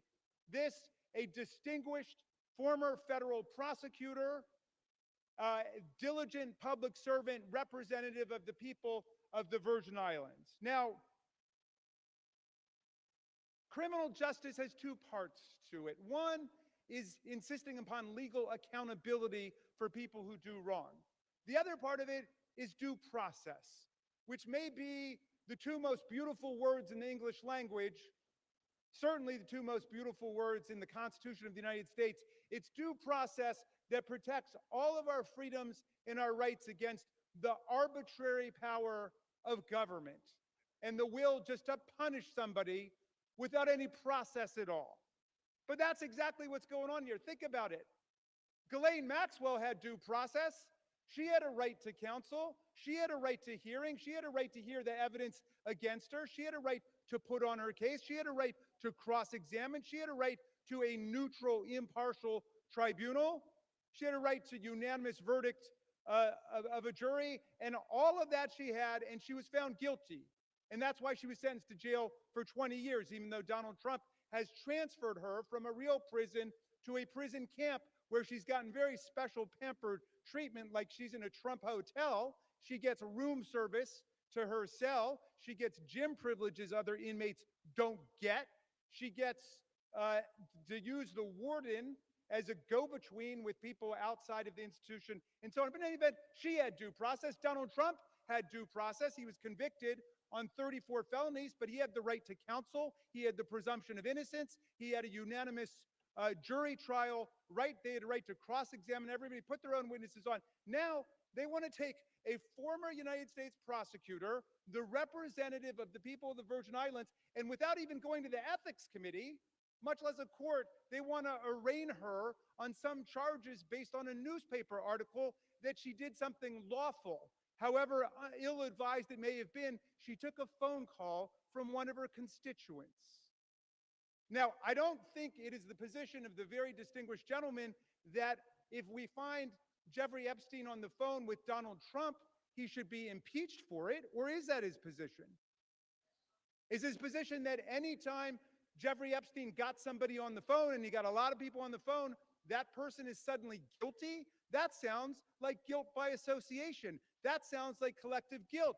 Our minority whip introduced a perfectly reasonable amendment to say, let's refer this to an ethics committee. Let's have a real hearing. They didn't want to have a real hearing. They want to rush to judgment. Why? So there can be some headline that will please Donald Trump tomorrow instead of a unanimous statement, or forgive me, I think the distinguished gentleman from Louisiana may have dissented, but an otherwise unanimous verdict of the House of Representatives that the American people want all the files open. We've had enough of the cover-up. We want all of the truth. We want the survivors and the victims to have the possibility of accountability. Well, they want to give them another headline, which is that they've arraigned a Democratic member for taking a phone call from her constituent, Jeffrey Epstein, in the middle of a hearing. And of course, I don't think there's any rule here against taking phone calls in a hearing. Now, if you want to actually give her the chance to explain what happened, then we would take it to the ethics committee. I still don't see what the charge is. Where is the ethical transgression? Where is the legal transgression? Are you saying anybody on your side of the aisle who had a phone call with Jeffrey Epstein should be censured? Be careful your answer there, because there's a lot more that's about to come out, right? So you should think about what is the principle behind this rush to judgment. I want to close just with this thought, because I know there were a lot of people in the chamber who were here when this happened and a lot who weren't. There was a move to expel George Santos, who was a Republican member of the House from New York. And it was the same kind of rush to judgment, absolute political frenzy. And I looked at it for about 60 seconds. And then, you know, I was a professor of constitutional law, so call me a legal nerd. But I said, wait, this guy's not been convicted of anything. Well, he's a Republican. Yeah, I know he's a Republican. He was not convicted in criminal court. To my knowledge, he had not been arraigned yet or convicted of anything in the ethics disciplinary process. They just said, well, there's bad press. We want to get rid of him. Beware of what you wish for. Is that the rule that you want here in the House of Representatives? That you can just draw up a member of Congress in 24 hours or 48 hours because there's a bad newspaper article without asking any questions, without giving that person any due process at all? Is that what it's come to at this point? I mean, all we're asking for in the Epstein files is release the materials so we can check it out. They want to go ahead and censure and remove from a committee a distinguished member of the House of Representatives with no due process at all. I reject this. I hope the whole body will reject this, just like I voted and spoke against removing George Santos, a Republican on the other side of the aisle, because he had gotten no due process. I hope all of our colleagues will reject this absurd rush to judgment and attempt to change the subject here. I reserve the balance of my time. The gentleman reserves. The gentleman from South Carolina is recognized. Mr. Speaker, before I yield time to my good friend from Louisiana, Representative Raskin, I will be careful in my remarks. You need to be careful with your facts. You have an 11-year veteran of this body who should know better. You have an 11-year member of this body who took money. It wasn't a newspaper article. It was a fact. She took money from Jeffrey Epstein. It's ironic that you're taken up by defending Ms. Plaskett, which is going to the Ethics Committee, but she's lost her willingness or lost her ability to serve because she got irrational judgment by taking money from a convicted pedophile of young children. And it's unfathomable that you're taking a position that you are. These are facts. You mentioned Ghislaine Maxwell. She's not a sitting member of Congress. She, as a sitting member of Congress, she has relinquished any sense of duty to serve on these committees. With that, I want to yield as much time as needed for my good friend Louisiana, Mr. Clay Higgins. And the chair would remind all members to please avoid engaging in personalities to direct our comments to the chair. The gentleman from Louisiana is recognized. I thank my colleague, Mr. Norman from South Carolina, and I thank my colleague, Mr. Raskin, for the salient points that he has brought to this debate. I also defended George Santos on this floor and opposed the means by which he was expelled. I think it was beyond the pale, and this is a responsibility that we bear in this body, is to determine the means by which our colleagues shall be reprimanded or disciplined. And the Constitution is clear on this. My friend, Mr. Raskin, knows full well that this body controls the means by which and the rules by which the members of Congress shall be disciplined. So we've had variances of opinions regarding, the exact disciplinary actions that should be embraced or rejected, member by member. But let me say that in this case, Ms. Plaskett's receiving text messages, this was so alarming to me. When I saw this and read it, I didn't believe it. I say to my friend, I thought perhaps it was media from a satirical site. It couldn't possibly be true, because we all know that a text message, a text exchange is rather intimate in the realm of communications. And to pierce into an actual congressional hearing for a member of Congress to receive and respond to a text message during a hearing, that is quite familiar, is it not? And this was shocking to me, that a member of Congress would be exchanging text messages directly with Jeffrey Epstein in 2019, at which time he was being prosecuted federally by the first Trump administration. He had received some nature of a sweetheart deal back in 2007 and avoided federal prosecution by pleading no contest to some level of state prosecution, where he was sentenced, Mr. Speaker, to 13 months. My understanding, he did 11 months, and at the easiest time that could be done. He walked every day during the day on a work release program. So that sweetheart deal, let me say, should be looked at. And now, to my horror, who has come to light that should be looked at? What was her involvement? Was there some involvement then? She's a good lady from the Virgin Islands. Where did Jeffrey Epstein live? In the Virgin Islands. She was a constituent in 2019. Was she a friend in 2007? During her service to the DOJ, which my friend has brought up, was there any interactions? These are the questions we have. The good lady from the Virgin Islands has crossed the threshold of reasonable suspicion, and therefore she should be investigated. During said investigation by ethics, and I would recommend by DOJ, and I would recommend by oversight and judiciary committees. Meanwhile, she should absolutely be removed from the House Select Committee on Intel. This, Mr. Speaker, is my position. I presented without note for the betterment of the debate of this body, and I yield my time back to the gentleman from South Carolina. I reserve. South Carolina, the gentleman from South Carolina reserves. The gentleman from Maryland is recognized. Thank you, Mr. Speaker. It's always a pleasure to hear my friend from Louisiana.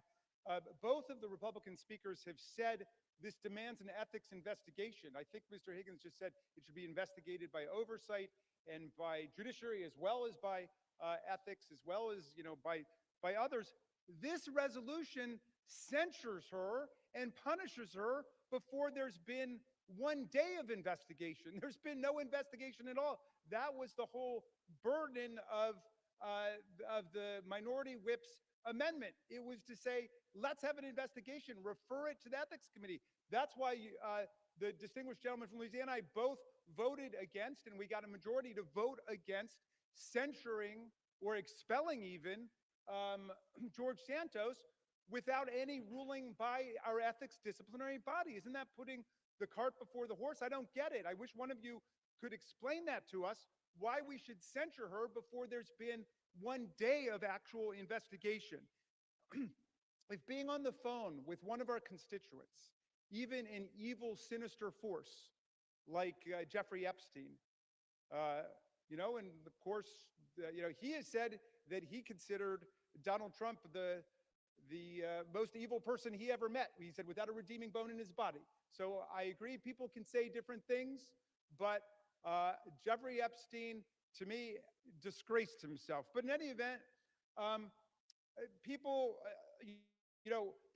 want to know, well, what were the contents of that conversation? Why was Ms. Plaskett doing that? I'm sure she's got a good explanation. We're talking about a distinguished lawyer and federal prosecutor who was in the middle of a hearing, which is something that members do all the time, is to talk to people in hearings about different things. But let me ask, if it's now the standard that just to be on a phone call with somebody establishes guilt by association, what about all the members of this body or of the U.S. Senate who were on the phone with January 6th insurrectionists and President Trump and his associates who were trying to block the certification of the election as people were chanting, "Hang Mike Pence"? A lot of phone calls, a lot of traffic going on. In fact, that's why our Republican colleagues dealt themselves $1 million cash payoff bonanza provision in the most recent Republican spending bill. They put that in there because their phone records had been subpoenaed lawfully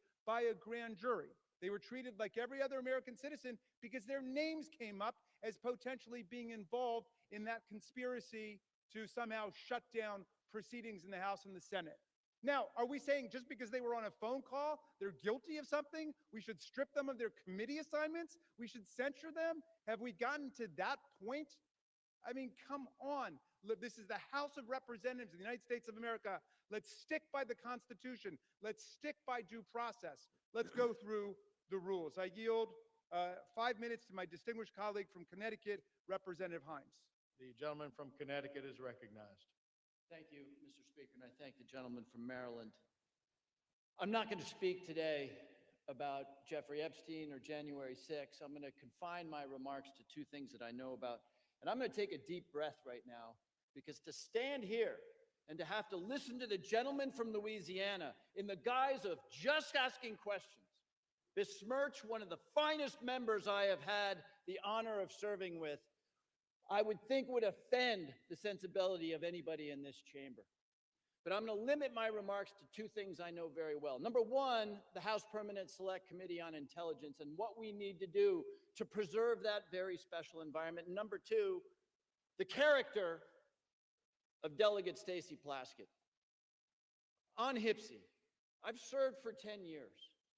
And with Chairman Turner and now with Chairman Crawford, we have fought for that decade to keep the Select Committee on Intelligence immunized from the sewage that flows through this chamber, the partisan attacks, the hideousness. And by and large, we've been pretty successful, with one exception, when that committee got involved in the political investigation around Ukraine in the first Trump administration.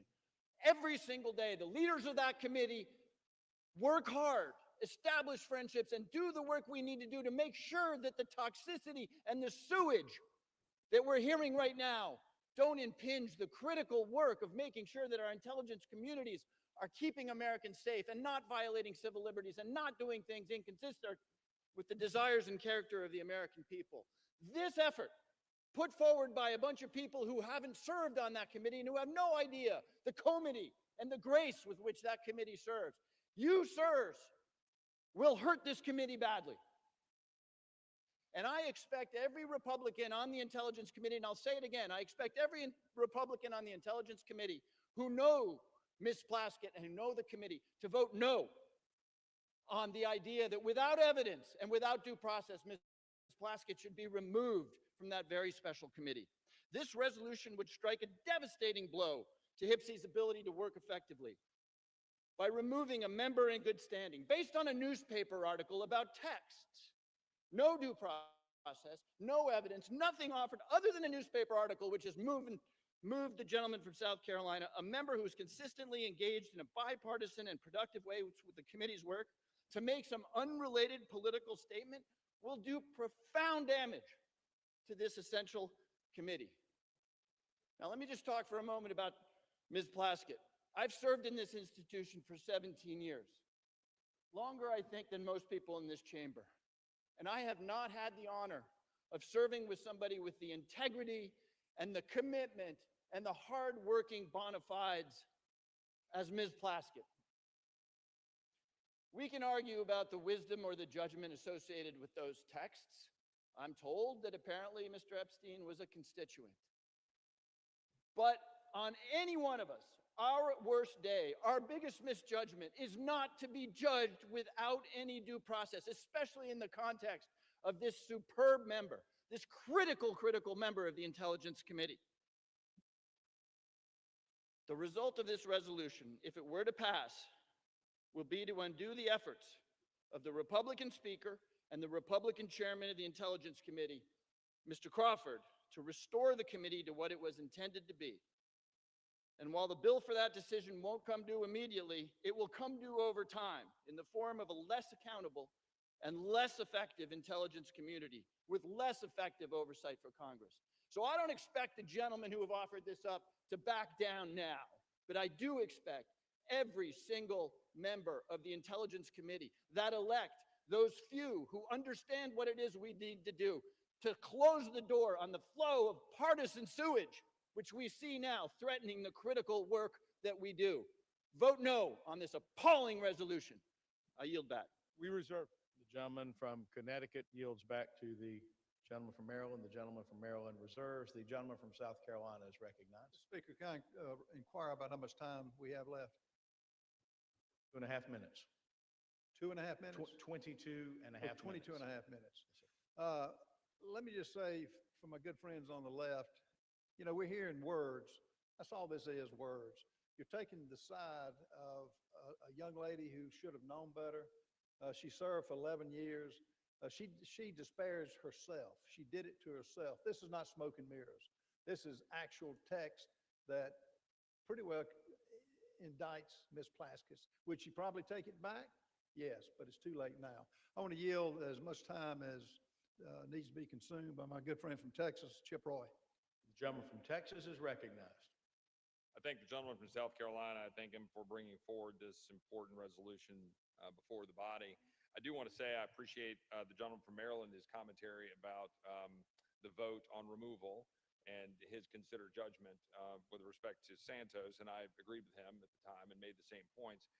I want to align myself with the remarks from the gentleman from Louisiana, but I want to note in doing so, and I think the gentleman from Maryland has shown respect to, I think, the judgment of the gentleman from Louisiana about his being the sole vote on the issue before this body before with respect to what we're making public, because of the gentleman's, I think, very real concerns about what it might mean for victims. And we had that debate and a colloquy back and forth in the Judiciary Committee a few hours ago about what we can do to ensure victims are protected and so forth, as we all go forward in what I believe is a unanimous view that we should go seek out truth and justice here with respect to Epstein and anybody associated with him and them and the nefarious affairs involving Jeffrey Epstein. The reason that I support this resolution is, and I would note that my colleagues on the other side of the aisle, they could have tabled this resolution. They chose not to table it. They chose to refer it, which suggests to me that there's a recognition that something here is not particularly good, that we've got a sitting member, in this case, the delegate from the U.S. Virgin Islands, who was sitting in the Oversight Committee. And I'm actually a particular interest here because I was the one doing the questioning. Apparently my questioning was so riveting that she was engaging in text messages back and forth at that moment. While I was questioning Mr. Cohen, the gentlelady was engaging in this back and forth on text messages with Jeffrey Epstein. Now, again, I've listened now for months. My colleagues on the other side of the aisle disparage and try to impugn the character of the President of the United States and other members of the administration in connection to an investigation of Jeffrey Epstein, which the president, his administration in 2019, they indicted Epstein. They actually moved forward and federally indicted him in 2019. Ghislaine Maxwell was arrested by the Trump administration. And I know the gentleman from Maryland will go on to say that the Biden administration then carried forward that arrest and indictment into prosecution. True. But it was, in fact, the Trump administration that did what had not been done for a long period of time by taking forward that indictment. So I've been listening to all of the preaching by my friends on the other side of the aisle about how any association, anything to do with Jeffrey Epstein is somehow the dispositive moment here in terms of determining the character of this administration or what they're doing or not doing when they're leaning in to try to seek the truth. Where tens of thousands of pages have been released by Jamie Comer and 13 subpoenas has all been put out. So now the House just voted to have greater transparency. Time will tell what that means in terms of what the court does and how they deal with grand jury secrecy and what they do to continue to redact and protect victims' names under existing laws and how the courts treat that. That's going to be a process, as the gentleman likely knows, right? This is going to be determined as to what gets released and how. But here we have the gentlelady sitting in the Oversight Committee texting with a known convicted felon, a convicted pedophile that was very public and known, had served jail time, and is engaging not just in texts that were trivial, but texts involving advice about her questioning of Michael Cohen, all designed to figure out how to get Michael Cohen to be able to somehow go after Trump or Trump's advisors or people around the president. That, to me, is what we talk about with censure, which is contemplated, of course, in our rules and in the structure. The gentleman talked about the Constitution. We're not removing her. We're simply saying censure. And we're saying that it is a censurable conduct to say that this individual sitting on a committee taking advice from a known convicted pedophile, convicted felon, that is conduct unbecoming of a member of the United States Congress and engaging in real time, taking advice from someone that we've been listening to being lectured to is someone deserving of all of the scorn of the entire world, and he is. That's why we're here. If my colleagues didn't think this was a concern, they would have simply made a motion to table. But my colleagues decided to refer it to committee because they know this is a problem. They know this is not the kind of conduct you want in a member of this body. So I think that the gentleman from South Carolina is right to have brought this forward. I think that the body should hear this debate and tonight that we should vote tonight to censure and refer to the Ethics Committee for further consideration. And with that, I yield back. Yield. Gentleman from South Carolina. I reserve. Gentleman reserves. Gentleman from Maryland is recognized. Thank you, Mr. Speaker, and thank you to my friend from Texas for those remarks. I'm afraid all of them dance around the central issue, which is the good congressman knows how due process works in America. There are facts that are adduced first. There's an opportunity to be heard on both sides. There's due process, there's consideration, then there's judgment. You've flipped the whole thing on its head. You've said we're going to judge her guilty before anybody has an opportunity even to hear what the charges are, much less answer the charges, much less do any kind of analysis. I'm sorry to hear that the text exchange that it seems to be at the heart of people's consternation here took place during the distinguished gentleman's questioning, but that is not a federal offense, nor is it an ethical violation in the House of Representatives. You don't get to have the undivided attention of all of your colleagues. The gentleman says that he thinks that our position is that any association with Jeffrey Epstein is a dispositive moment of judgment for people. That's not the position we've advanced. We've taken the position with the survivors that we want to end the cover-up of what happened and then let the chips fall where they may. If there are people who were actually engaged in crime, as Ghislaine Maxwell was, as Epstein was, then they should be charged with every element of due process. If they happen to be a waiter or a waitress who works at an event, they're not guilty of anything. That's what due process is. We're able to sift through and figure it out. But your rush to judgment isn't even giving anybody a chance to know what the charges are here. It's the most extraordinary thing I've ever seen. I'm going to yield now to Delegate Plaskett herself, the distinguished representative from, oh, I'm sorry. First, we've got Representative Crockett from Texas for 2 minutes. Thank you so much. This is a distraction to take away from the fact that the Guardians of Pedophiles is literally trying to protect pedophiles. The president is a convicted felon and an accused sex offender. Stacey Plaskett hasn't been accused of either. So what are we actually here talking about? Trump and Epstein were besties. We've all seen the pictures of them. We saw the birthday book. So why are y'all more interested in talking about Stacey Plaskett than Trump's relationship with the man? When did y'all become so moral? Because I can remember when y'all went and signed the discharge petition. All of a sudden, everybody wanted to vote for this, but you wouldn't sign the discharge petition. Until we decide that we are going to go after the actual rapists and pedophiles, miss me with your moral high ground. Folks who also took money from somebody named Jeffrey Epstein, as I had my team dig in very quickly. Mitt Romney, the NRCC, Lee Zeldin, George Bush, Win Red, McCain Palin, Rick Lazio. I just want to be clear. If this is the standard that we're going to make, just know we're going to expose it all. And just know that the FEC filings, they are available for everybody to review.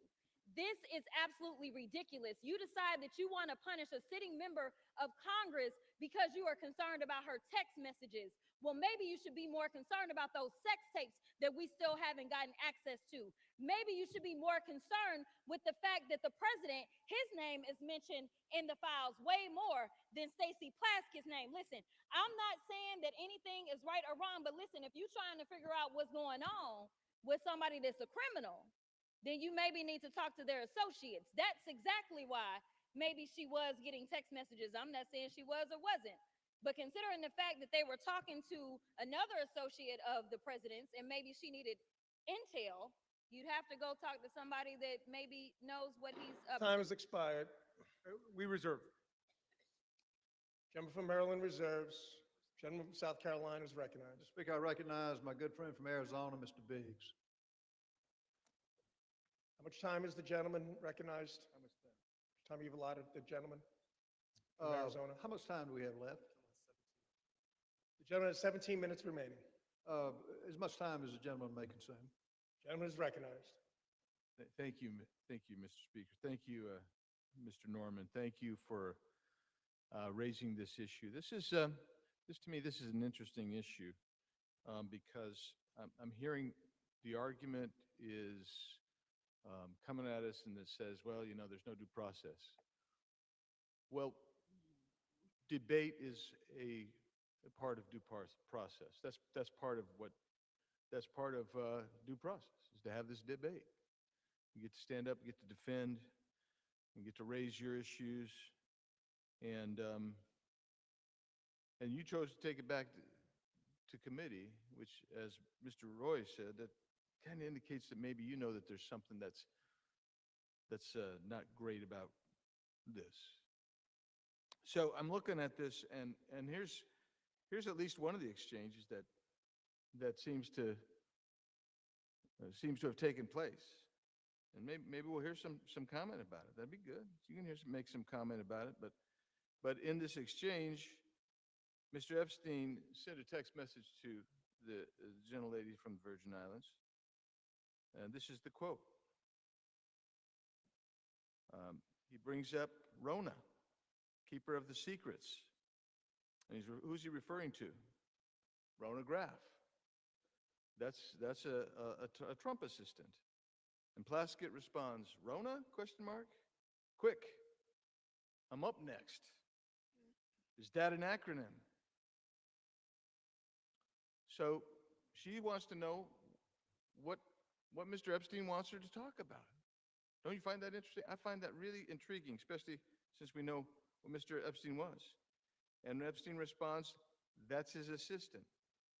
Doesn't really say much more than that. And then Plaskett starts questioning Mr. Cohen and asks about Graff. So not only was she texting, having this communication with Mr. Epstein, she's asking Mr. Cohen what Mr. Epstein wants her to ask. Another text says from Epstein, good work. That's after she wraps it up. All of this seems to be very interesting. And I'm sorry, I don't breathe the rarefied air of the Intelligence Committee. I don't. I'm just a regular guy and a member of the House. That's all.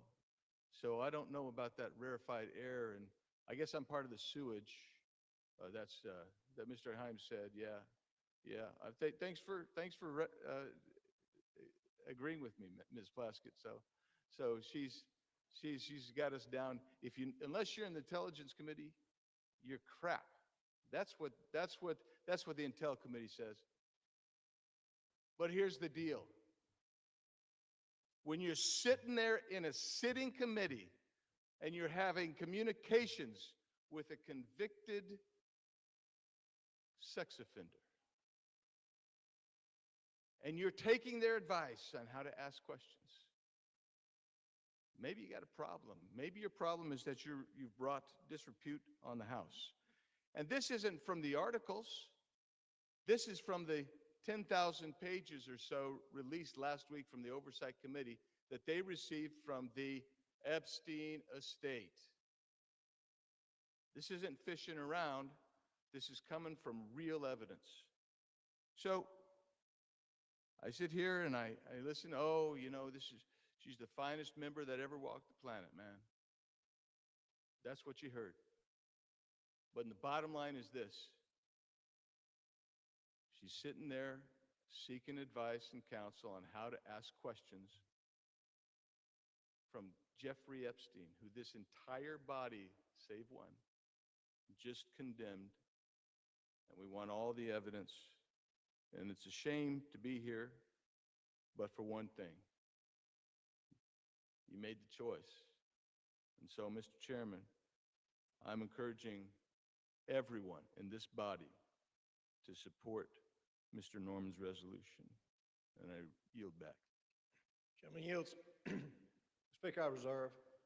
Gentleman, South Carolina reserves. The members are reminded to direct their commentary to the chair.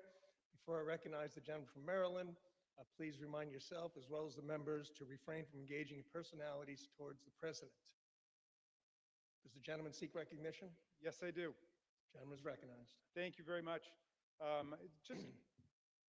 want to remark that yet one more member says we should go ahead and censure her, and then we should do a complete investigation. I think any fifth grader in America knows that's the exact opposite of what due process means in America. We don't punish people before we have investigation and the opportunity to be heard. I yield 6 minutes now to the distinguished gentlelady from Virgin Islands, Representative Plaskett. Thank you so much to Mr. Raskin, to my former professor in law school, and I want to address the body. I first want to give you all a sense of what was happening that day. Everyone knows at that hearing in February, the entire country was watching. As Michael Cohen decided he was going to finally give up information about what was happening in the Trump world, the Trump enterprise. And at the beginning of that hearing, the ranking member, Jim Jordan, had the disrespect to Elijah Cummings, may he rest in peace and his name be a memory, after not allowing Mr. Jordan to shut the committee hearing down. And I turned to Mr. Jordan and told him to have respect for the chair and to basically shut up. And that moment went viral. And I began to get innumerable texts from friends, from foes, from constituents about what was happening in that hearing. And I got a text from Jeffrey Epstein, who at the time was my constituent, who was not public knowledge at that time that he was under federal investigation, and who was sharing information with me. Now, I heard recently from someone that I was seeking advice from him. Let me tell you something. I don't need to get advice on how to question anybody from any individual.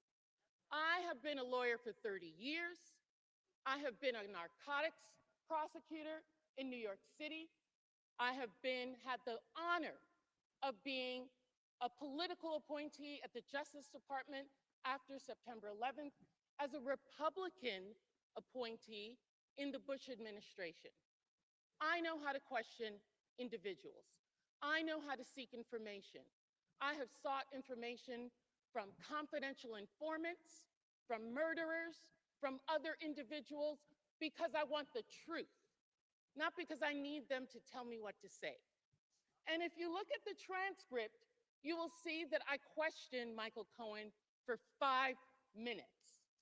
The Washington Post only shows you 30 seconds and takes from it one individual's name that I got from Jeffrey Epstein and didn't know who the individual was, and put that individual with a host of other individuals that I felt the committee should subpoena. They've never been subpoenaed. They've never been questioned. Because at the end of the day, I know that in the Trump administration and with my colleagues over there, it's not about sexual assault. It's not about support of victims. It's about money. It is about money. I have consistently stood against sexual violence and the exploitation of women and children in previous careers, as well as here in this body. We all know that Jeffrey Epstein's actions were absolutely reprehensible. As a constituent, as an individual who gave donations to me, when I learned of the extent of his actions after his investigation, I gave that money to women's organizations in my community. Not back to him, but to women in the community who needed that support. That's what I think should have been done, and that's what I did. They've taken a text exchange which shows no participation, no assistance, no involvement in any illegal activity, and weaponized it for political theater, because that's what this is. This has been reviewed by federal courts. Any charges, victims who initially had a case against me dismissed it on their own without prejudice. You don't want to talk about what is really happening here. Your attacks on working families, your protection of powerful predators and corporate criminals. You want to talk about texting felons? How often do you text President Donald J. Trump? That's the individual we should be concerned about. And let me tell you this. I am not going to support the wealthy and connected who continue to exploit workers and evade taxes, powerful figures with credible allegations who face no consequences, and corporate interests profiting from human suffering while families struggle. And let me tell the people of the Virgin Islands,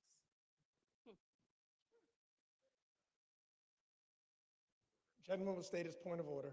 The point of order is you may not call the President of the United States a felon.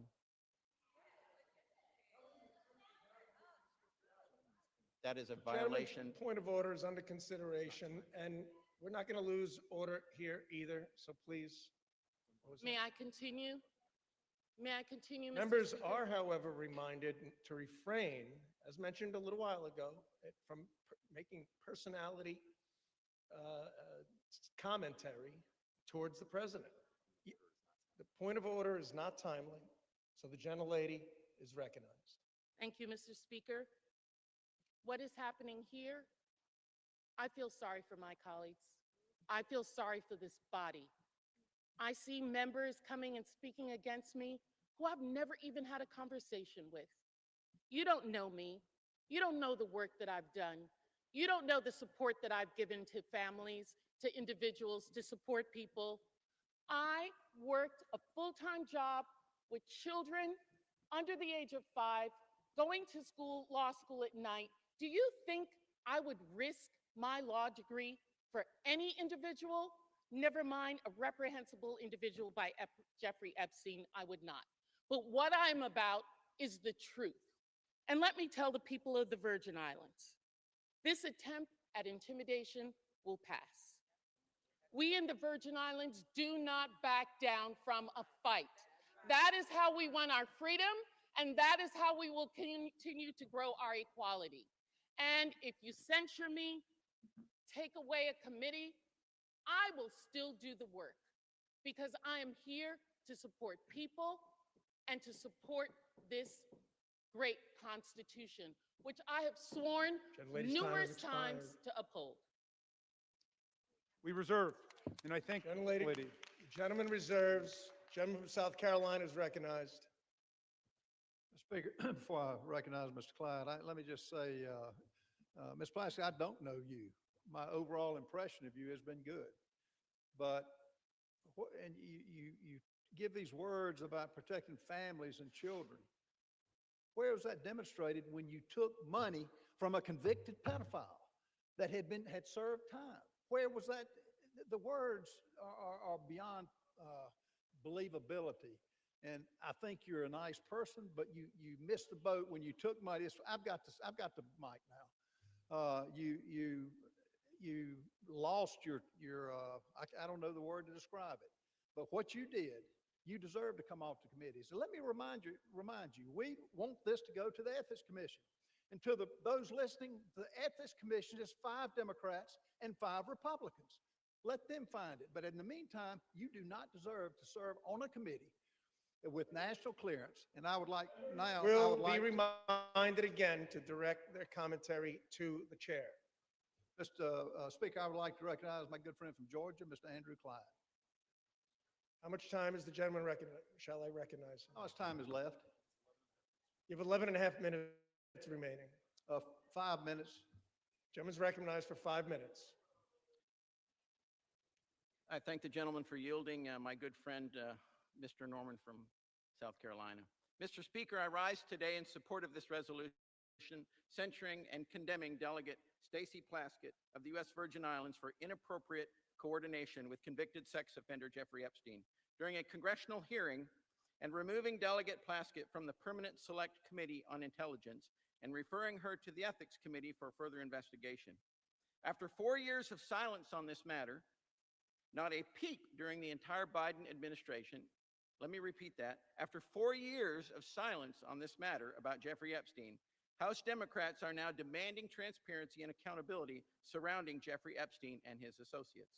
While their fake outrage is clearly just another disgusting attempt to smear President Trump, House Republicans are taking this matter seriously and are working toward delivering the much-needed transparency and accountability that the American people deserve.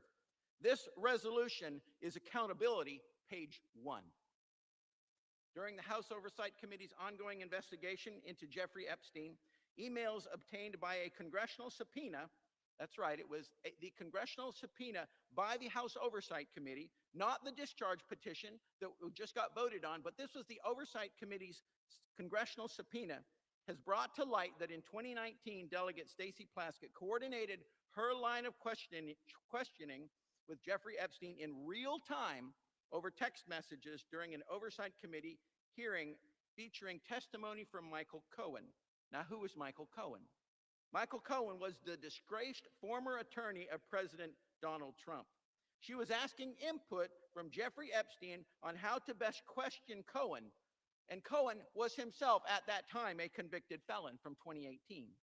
So now that Republicans are exposing Democrat ties to Jeffrey Epstein and his vile crimes, the other side of the aisle has flipped.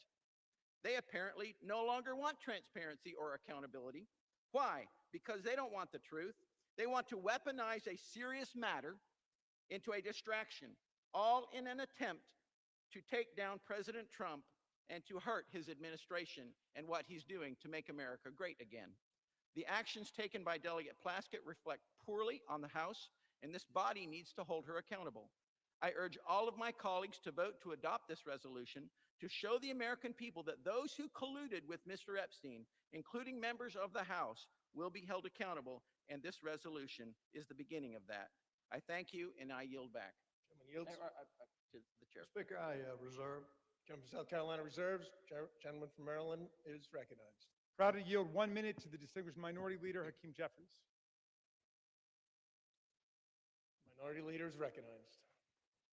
Thank you, Mr. Speaker. I thank the distinguished gentleman, my good friend from the great state of Maryland, the ranking Democrat on the Judiciary Committee, for yielding. I rise today in strong opposition. This resolution, this effort to censure Delegate Plaskett, to rip away her membership on the Intel Committee, is nothing more than a political stunt by a desperate, failed candidate for governor, trying to pander to the people back in South Carolina. Nothing more than that. You want to make the statement about who's brought disgrace to the House? The actions of this House Republican majority have brought disgrace to the House of Representatives from day one of this presidency. The reality is, if you want to talk about fealty to the Constitution and things of that nature, the House is a separate and co-equal branch of government. You don't seem to understand that. You functioned from the very beginning of your so-called majority, Mr. Speaker, not as a check and balance on an out-of-control administration, but as a reckless rubber stamp for Donald Trump's extreme agenda, and you are failing the American people. You failed to keep your core promise. Your core promise to the American people was that you were going to lower costs on day one. Costs haven't gone down here in the United States of America. Costs have gone up. The Trump economy is a complete and total failure. It's a disaster. The American people are hurting. And so every week, you come to the House floor now that you've returned from your 7-week taxpayer-funded vacation and come up with another stunt to try to distract the American people. Or perhaps you were ordered by your puppet master, Donald Trump, who wants to distract the American people today because his effort to suppress the Jeffrey Epstein files has failed spectacularly. We believe in transparency. We believe in accountability. We believe in due process. That's the opposite of what is happening on the floor today. And let me be very clear about Stacey Plaskett. She's a woman of great intelligence and a woman of great integrity. And she deserves better than what she's receiving from House Republican extremists. She deserves the opportunity to be heard. She deserves due process. She deserves the ability to make her case, not to be prosecuted by petty foggers playing lawyer on the floor of the House of Representatives. Google that if you don't know what it means. The so-called Freedom Caucus want to lecture us about proceeding at this moment. The actions that you continue to engage in will have consequences. Consequences today, consequences tomorrow, consequences next week, consequences next year, and certainly consequences when the American people throw this House Republican majority out in the aftermath of the election next November. Be very careful about the extreme actions that you continue to engage in. Now, it's extraordinary to me, week after week, censure after censure, and I wonder, is it just coincidence that the last 3 censures we've had on the House floor happen to involve, first, you tried to censure LaMonica MacGyver. And then, Mr. Speaker, Republicans tried to censure Ilhan Omar. And now we're on the floor and you're trying to censure Stacey Plaskett. What is it exactly that those 3 individuals have in common? House Republicans are going to have to answer for the things, the extreme things that you continue to do. And the American people know this is a phony majority. It's a fake majority. It's not a real majority. Republicans aren't doing anything to make life better for the American people. And that's why we're on the floor right now. There's nothing that House Republicans can do to disgrace Stacey Plaskett because House Republicans continue to disgrace themselves. And so whatever happens later on this evening, the American people will hear from Delegate Plaskett beyond this, making her case. The people of the Virgin Islands, I'm confident, will continue to stand behind her. And we will never be lectured on issues related to accountability and transparency and principle and ethics from this group of extreme House Republicans who continue to visit a national nightmare on the American people, bending the knee to a wannabe king, doing real harm in real time, and at the end of the day, your time is coming as well. I yield back. Chairman yields. How much time do we have, Mr. Speaker? Gentleman has 4.5 minutes. 3.5 minutes. All members are again reminded, including Minority Leader, to direct your comments to the chair. All members are again instructed, including Minority Leader, to refrain from engaging in personalities towards the president. The gentleman from Maryland seeks recognition. No, we'll reserve. Gentleman from Maryland reserves. Gentleman from South Carolina. Speaker, I find it interesting that the Minority Leader mentioned that, got a, not really a majority. I will tell you, 77 million people are a majority. They rendered the consequences to elect the president that has revived this country from a disaster 4 years under the Biden administration. Let's go back under a little bit of history here about the hearing. The messages show that Plaskett texted Epstein before the hearings that started that day at 7:55. She texted him, the sex offender, the predator on the children she says she protects. They had comments like she told Ms. Plaskett talk about his grades. She mentioned that she had a great looking outfit. This is from Mr. Epstein. In 10:40, she broadcast a feed cut to Ms. Plaskett showing her moving her mouth as if she was chewing something. And Ms. Plaskett mentioned that she had multiple texts.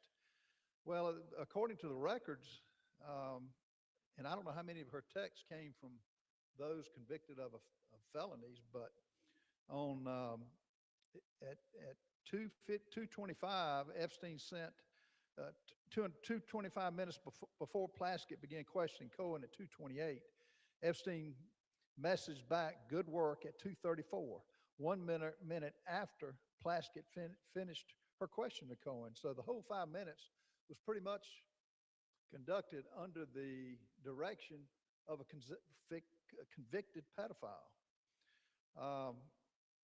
And this dialogue, Ms. Plaskett was reached by phone Thursday. Plaskett declined to answer questions about the text messages and directed all inquiries to congressional staff. Plaskett's chief of staff said Thursday she was not in a position to confirm or not whether the Congresswoman was texting with Mr. Epstein at the hearing. She did not respond to follow-up questions. Bottom line, these are facts. These are text messages. This wasn't smoke and mirrors. So it's interesting that they're taking that tact. But, Ms. Speaker, how much time do I have left? Chairman has 6.5 minutes remaining. I reserve. Gentleman from South Carolina reserves. Gentleman from Maryland. I'm yielding 1 minute to the representative from New York, Ms. Clark. Mr. Speaker, I rise today on behalf of the Congressional Black Caucus, the conscience of the Congress, in strong opposition to this resolution. This resolution is a blatantly partisan, shameless attack. As we sit here today, Donald Trump is still the single person in this country with the authority and the ability to deliver justice to survivors and truth to the American people by just releasing the files. So instead of answering why Donald Trump chooses every single day not to release the Epstein files, they're pointing fingers at this side of the aisle. Mr. Speaker, unlike the president, Congresswoman Stacey Plaskett has committed no crime, violated no rule, and broken no promises. There has been no investigation, no due process, no inquiry into whether the Congresswoman had any connection whatsoever to Epstein's despicable and disgusting criminal conduct. This resolution would have us remove a capable and hardworking member of one of the most serious working committees in this body on the basis of a conversation from more than 6 years ago, which broke no rules, and has no connection to any criminal activity. I urge my colleagues to vote no on this partisan resolution, this sham, and I yield back. Gentleman's time has expired. We reserve. Gentleman from Maryland reserve. Gentleman from South Carolina. Speaker, I reserve. Gentleman from South Carolina reserves. And we're prepared to close. It's closed. Yeah, I'm prepared to close. All right. Gentleman from South Carolina is prepared to close. Maryland is recognized. Mr. Speaker, thank you very much. I want to start by addressing the young people who appear to be in the audience this evening, because I'm afraid some of my arguments are lost on some of our colleagues across the aisle suffering from Trump derangement syndrome. It seems to have completely warped their minds today, and they're not thinking clearly about the Constitution or about the rule of law. But the young people here will recognize, if they read this resolution, immediately what's wrong with it, because it's replete with phrases like this, that this one incident that they're referring to raises serious questions about the judgment and the integrity and the fitness to serve. Well, I think that's absurd, but in any event, if you think it raises serious questions, presumably you would want the answers to those questions, but you don't get answers by rushing to judgment and turning the whole process upside down. This resolution starts by saying we censure her, we remove her from committee, and the very next component of it says we direct the Committee on Ethics to conduct an investigation. That is the opposite of due process, and I hope at least future generations will understand that's not how we hold people accountable, whether it's under criminal law, under civil law, or under an ethics process, which they purport to want to be launching here. Again, go back to the George Santos standard. The reason we voted against just hanging him out to dry and censoring him and expelling him is because the process hadn't happened yet. And Democrats and Republicans together did it, but they're thinking in solely partisan terms. Even Matt Gaetz, accused of having sex with a 17-year-old was never censured by the House of Representatives. Even with Speaker McCarthy and others condemning him for what he did, we did not censure him. Think about what you're doing to the precedents of this body by trying to attack Ms. Plaskett. And let me just close with a personal thought. I wasn't going to bring it up because I didn't want to embarrass her, but she was one of the 3 finest students I ever had in constitutional law. She was a straight A student in the early 1990s. She's a straight A student in the 21st century. I'm proud not only that she was my student, but that she's my friend and that she's my colleague, and you don't disgrace us in any way. You go to work every day for the people of Virgin Islands, and we're proud of you. With that, I'll yield back. Gentleman yields. Gentleman from South Carolina is recognized. Mr. Speaker, I find it interesting that the president is occupying the minds of my good friend on the left, rent-free. And it's interesting they bring him up every time, and keep doing it. Keep doing it. This president's got a record that is second to none. And I hope our listeners in the audience can distinguish between just words and babbling on when they reject the facts of what's been presented. Texts don't lie. And they can offer all the excuses. And I do think Ms. Plaskett is a nice lady. She made a mistake here, a bad mistake. She took advice from a convicted pedophile that is indefensible in this discussion here today. Mr. Speaker, I've listened to my colleagues defend the indefensible. I've heard everything from this is old news to this is just politics. But not a single person has disputed the key fact: written records and Epstein's own estate documents show Delegate Plaskett sought his input for an official hearing. This is the issue, that alone. Everything else is just noise.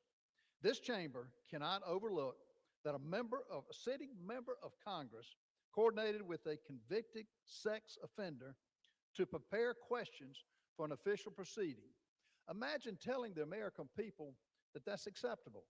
Imagine explaining to parents all across this country that Congress sees no problem with relying on the counsel of a predator of our innocent children. Some of my colleagues want to blur the edges, soften the facts, or bury this under procedural fog, noise as I call it. But sunlight is the best disinfectant, and accountability is not optional. This resolution is not excessive at all. It is appropriate. It is measured. It is necessary at this time. The question before us is very simple. Do we uphold a minimal standard for ethical conduct, or do we just shrug and say, well, maybe next time? Mr. Speaker, the public deserves better. The House deserves better. The American people deserve better. I urge adoption of this resolution, and I yield the balance of my time. Gentleman yields. Without objection, the previous question is ordered on the resolution. The question is on the adoption of the resolution. Those in favor say aye. Those opposed say no. In the opinion of the chair, the ayes have it. Yeah. Welcome to procedural democracy. What purpose does the gentleman seek I recognition? request a recorded vote, and I challenge the speaker's interpretation of the voice vote. The gentleman asks for the yeas and nays. I ask for the ayes and the nays. The yeas and nays are requested. Those favoring a vote by the yeas and nays will rise. A sufficient number having risen, the yeas and nays are ordered. Pursuant to Clause 8 of Rule 20, further proceedings on this question will be postponed.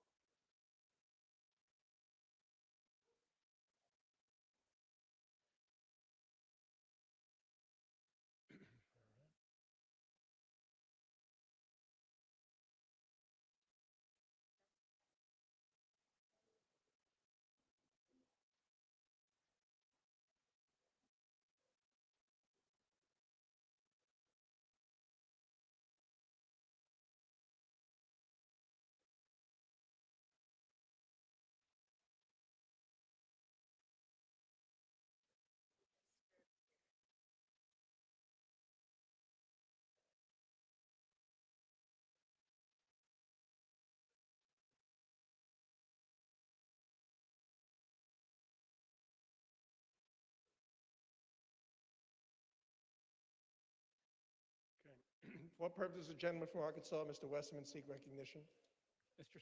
Mr. Speaker, pursuant to House Resolution 879, I call up H.J. Res. 30 and ask for its immediate consideration in the House. Clerk will report the title of the joint resolution. House Joint Resolution 130, joint resolution providing for congressional disapproval under Chapter 8 of Title 5 United States Code of the rules submitted by the Bureau of Land Management relating to Buffalo Field Office Record of Decision and approved Resource Management Plan Amendment.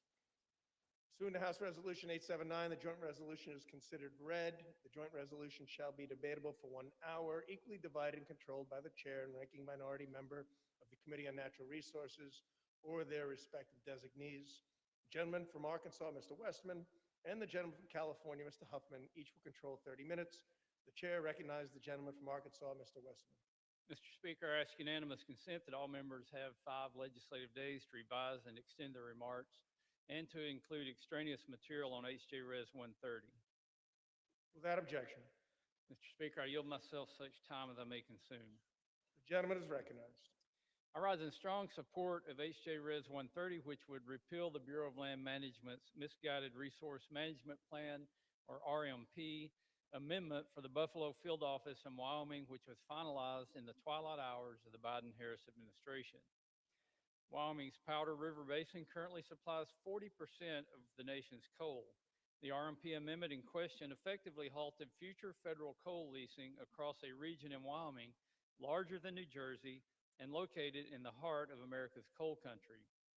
Without repeal, the RMP amendment will end coal production in the region entirely by 2041 and close 12 active mines. The RMP amendment is a death blow to America's energy security, Wyoming's workers, and the economic backbone of the state itself. It is projected that U.S. electricity demand will grow by as much as 128 gigawatts through 2029, and global energy demand is expected to double by 2050. Coal is reliable, affordable, and essential to meet the increasing power demands of the AI revolution and advanced manufacturing. The RMP amendment locked up an astonishing 48 billion short tons of coal. That's enough to meet U.S. coal demand for the next 116 years. 92% of Wyoming's coal is exported to other states, helping keep the lights on and utility prices affordable in places, in distant places as far as Texas, Illinois, and my home state of Arkansas.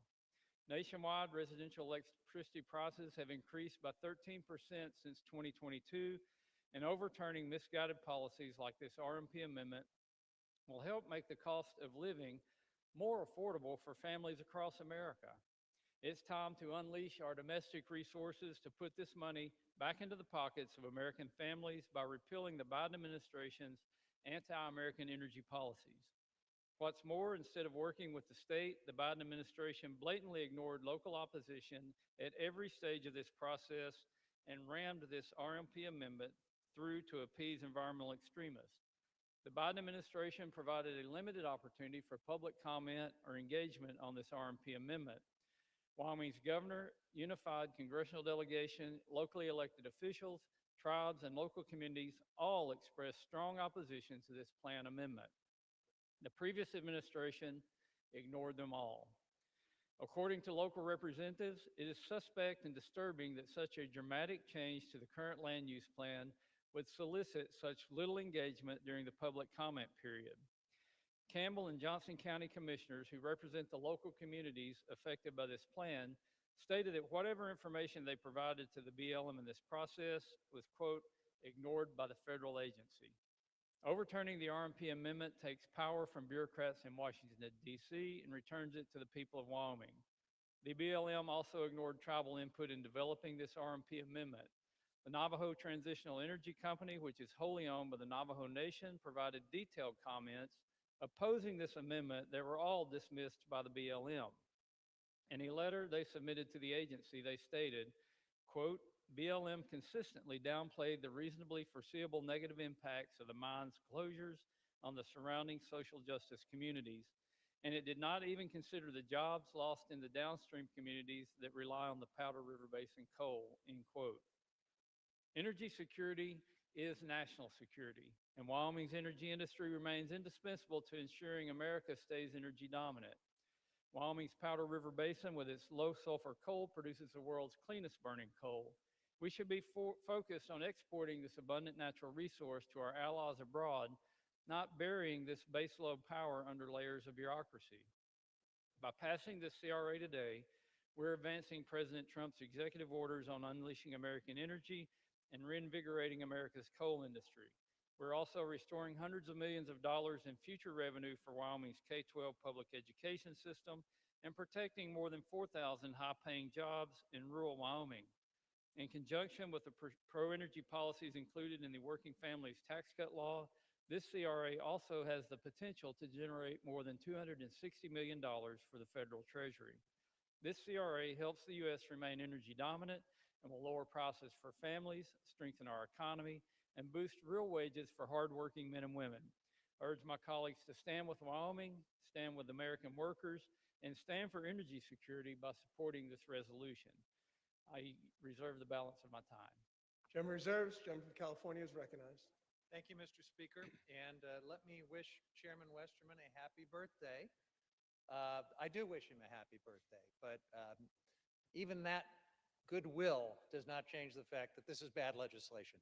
And so, unfortunately, Bruce, I'm going to have to rise in opposition to the bill while wishing you a happy birthday. We are, Mr.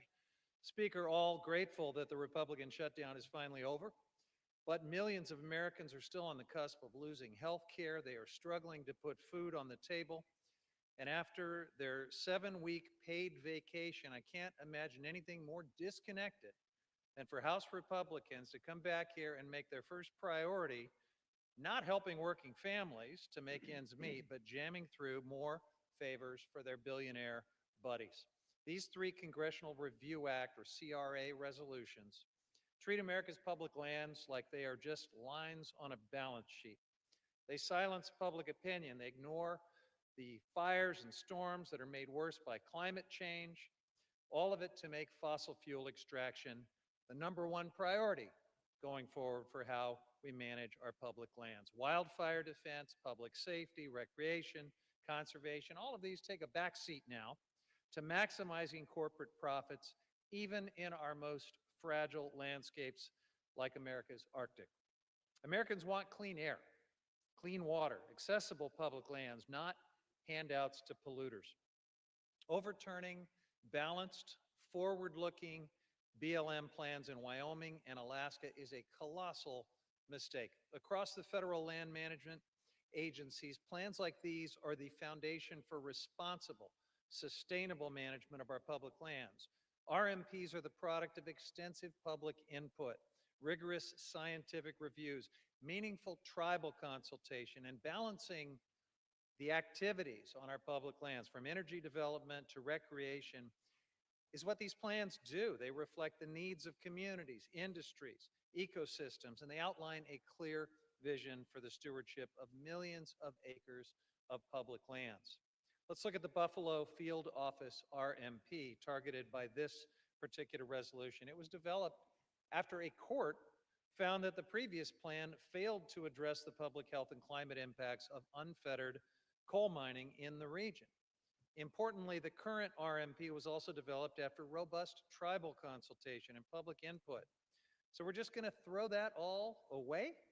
I strongly oppose HRES 130, which would repeal the current balanced RMP for BLM's Buffalo Field Office in order to prop up the coal industry in Wyoming's Powder River Valley. The plan targeted by this resolution ended new coal leasing in the region because of its harm to the climate and public health, and because of decreasing demand for coal.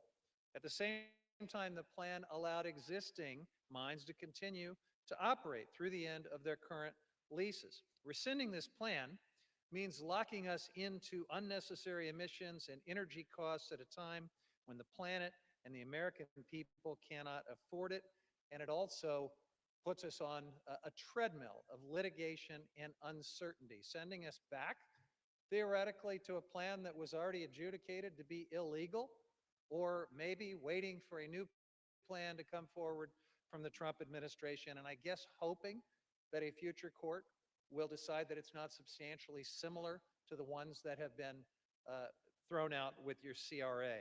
This is something that my friends across the aisle simply haven't thought through. There is so much chaos and uncertainty when the sledgehammer of the CRA is used in this reckless manner. Now, House Republicans already passed and the administration implemented unprecedented giveaways to the coal industry through the One Big Beautiful Bill Act, including slashing the royalty rates for coal from 12% to 7.5%, and opening more than 13 million acres of public lands for coal leasing. But even with these handouts, it's not enough to reverse decades of market contraction in the coal industry. The coal industry is dying. What Republicans don't mention is that BLM's coal lease sales this year have either failed to reach market value, been indefinitely canceled, or received little to no bids. Rather than simply redoing this RMP through the well-established public process, which the Trump administration is already doing, House Republicans want to overturn it using the CRA, again, an extremely blunt instrument that will throw us into great uncertainty and litigation for sure. This choice would lock out the perspectives from previous tribal and public engagement and ban the agency from ever again issuing a substantially similar RMP, leaving land policy frozen in time, really more like frozen in some kind of a limbo. Incredible uncertainty and chaos. House Republicans want to permanently enshrine fossil fuel extraction as the top priority for millions of acres of public land across the country, no matter the cost. And they're picking winners and losers here, blocking affordable renewable energy projects, sacrificing our public lands in the process. I urge my colleagues to reject these reckless resolutions that would upend millions of acres of public land management and reject this entire familiar playbook from congressional Republicans, trying to deepen our dependence on dirty fossil fuels that pollute our air, contaminate our water, and harm the public health, while doing everything possible to slow, stop, or sabotage the development of affordable, renewable energy. Our constituents deserve a lot better than this. We deserve clean, affordable, and reliable energy. We deserve good-paying jobs and affordable health care. And we shouldn't sacrifice America's health, environment, and livelihoods in order to do it. This legislation and my friends across the aisle are on the wrong side of history, trying to prop up the dying coal industry. They're on the wrong side of public land management, and they're on the wrong side of the American people's pocketbooks as they face rising electricity costs. That's why I oppose this resolution and reserve the balance of my time. Gentleman reserves. Gentleman for Arkansas is recognized. Thank you, Mr. Speaker. And Mr. Speaker, I sincerely appreciate the birthday wishes from my friend across the aisle. That means a lot to me.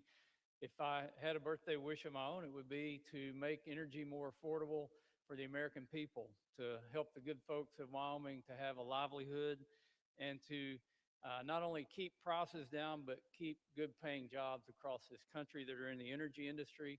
We know that we need more energy going forward. We need more electrons on the grid. We need a larger grid, and we need to all work together to do those things. But if this resource management plan amendment by the previous administration was balanced, I would hate to see a heavy-handed resource management plan amendment by the previous administration, because this took a sledgehammer to an established industry in the state of Wyoming. And I'm sure my distinguished colleague from the great state of Wyoming, Representative Hageman, who is the lead sponsor of this legislation, will go into detail what this would mean to Wyoming if this plan amendment stays in place. And I yield her 6 minutes. Thank you, Mr. Chairman. Mr. Speaker, I rise today in support of my legislation, House Joint Resolution 130, which utilizes the Congressional Disapproval Procedure under the Congressional Review Act, or CRA, to restore coal leasing in Wyoming's Powder River Basin. Many on the East Coast of America might be surprised to learn that the federal government owns massive amounts of the western states. In Wyoming, the federal government owns about half of our surface estate and 60% of the subsurface estate, or our minerals. In Northeast Wyoming, the Bureau of Land Management's Buffalo Field Office owns and manages over 788,000 acres of land and 4.7 million acres of our mineral estate. Notably, this land encompasses Wyoming's share of the Powder River Basin, North America's largest coal deposit, responsible for the production of 40% of our nation's coal. Wyoming is the largest coal producer in the nation. We, in other words, are responsible for ensuring that you can turn on your lights and heat your home. The BLM manages its public lands pursuant to the Federal Land Policy Management Act, which is implemented pursuant to what we refer to as Resource Management Plans, or RMPs. These RMPs are designed to maximize resource values for the public. The BLM is required to comply with a multiple use mandate, ensuring that these combination of uses meet current and future needs of the American people. In its waning days, the Biden administration issued an RMP amendment for the Buffalo Field Office, which pursued the no new leasing alternative, pulling 481,000 acres of America's largest coal reserves and resources offline, making 48 billion short tons of coal unavailable and ending leasing in the Powder River Basin. Such a decision cannot be considered a legitimate or legal RMP pursuant to FLIPMA, and neither does it align with Congress's multiple use mandate. The Biden RMP is instead very clearly a mineral withdrawal enacted by climate activists in direct violation of the law. The Biden administration's decision to terminate mining in Wyoming's PRB is not only irresponsible and harmful, but downright illegal, a mechanism used by the governing elite to inflict harm on every single citizen of this great country to further climate change lunacy. If this RMPA is allowed to continue, it would risk 4,122 jobs in rural Wyoming, $1.9 billion in labor output through 2048, and millions of dollars in state revenue used to fund public K-12 education. This seemingly localized decision has national repercussions as well. In 2024, Wyoming produced 191 million tons of coal, 171 million tons of which was shipped to 26 different states for producing electricity.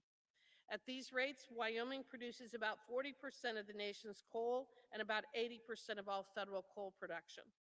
With coal generating as much as 23% of America's electricity at any given time, Wyoming coal supplies as much as 9.2% of the electricity produced in this country. Watching the arguments in the Rules Committee last night and on the floor today, it is clear that affordability is the word of the day for my colleagues across the aisle. If utility bills for Americans is something they genuinely care about, then I encourage them to vote for HJ Res 130 and to not turn off the Powder River Basin coal, which accounts for so much of American energy and could generate even more if Washington, D.C. had not waged a war on coal for the last 3 decades. In short, it is policies such as no new coal leasing contained in this Buffalo RMP that reduces affordability, which my colleagues on the other side of the aisle will be supporting if they continue to oppose HJ Res 130. This vote today is a vote to shore up the grid, which will have positive impacts on the utility bills of Americans. When combined with what this majority did for energy development in the One Big Beautiful Bill, we are shoring up centuries of energy production. We cannot survive in this country without Wyoming coal, the majority of which is produced in the Powder River Basin. Demand for Wyoming coal is only increasing, both here and abroad. If you turn out the lights on one of Wyoming's most important industries, you will also be turning out the lights on America. The Biden administration knew this and pursued this harmful policy anyway, and they did so in violation of the law.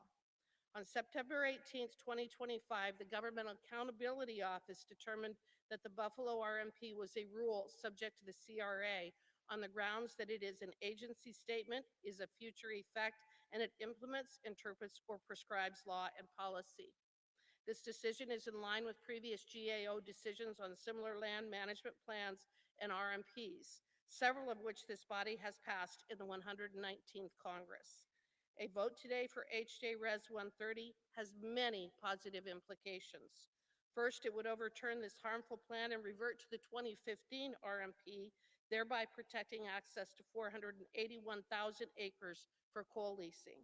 Second, it would provide certainty to countless Wyomingites who rely on our good, clean coal for jobs and for revenue that funds the schools that our children attend. Third, it is a vote for the millions of Americans who continue to rely on Wyoming coal and who always will. Fourth, it's a win for Congress, reminding the agencies that we are the primary policymaking branch of government and that we will hold the agencies responsible for bad, unlawful regulations. I urge all of my colleagues to vote in favor of HJ Res 130, and I yield back. The gentleman from Arkansas reserves. The gentleman from California, you are recognized. Thank you, Mr. Speaker. It occurs to me that as we're having this debate, pretty much the rest of the world is in Brazil right now for the climate conference. Of course, the Trump administration has disgracefully pulled the United States out of the Paris Agreement once again, so we have no federal delegation at all. But as the rest of the world convenes to accept the reality of the climate crisis and to accept the related reality of coal being the biggest contributor to carbon pollution, and the entire world is talking about how to phase down our dependence on coal pollution and fossil fuel pollution, we are here in this alternate reality of the Republican majority, where my colleague from Wyoming calls it climate lunacy. It's a sad, sad testament to, frankly, the disgraceful leadership of this Republican majority that propping up the coal industry with discounted royalties and massive subsidies and millions of acres of land giveaways, and now this misuse of the Congressional Review Act is the official policy of the Republican majority. It's just almost unthinkable, and yet that's where we are. With that, Mr. Speaker, I yield as much time as he may consume to the gentleman from New Mexico, Mr. Vasquez. He's recognized. Thank you, Ranking Member. Thank you, Mr. Speaker. Well, first, coming from New Mexico, let me tell you that I have gone through the RMP process firsthand in my own Las Cruces district, the Tri-County RMP. And those are long and painful processes. They take a lot of public input, a lot of painful meetings. Those plans are developed with the input from residents from all sides of the aisle that represent different parts of what is our public lands and that mandate to have multiple use lands. They are not meant just for one industry. They are meant for everybody that uses those public lands. And when I served on the U.S. Federal Committee to advise the Forest Service, and we got all the stakeholders together to implement the 2012 planning rule, it was the same deal. We did it deliberately. We did it with all stakeholders at the table. And so these RMPs are actually developed with public input from every community, not from one single stakeholder group. And that is the painful process that it takes to update these plans, many of them which haven't been updated since the 1980s.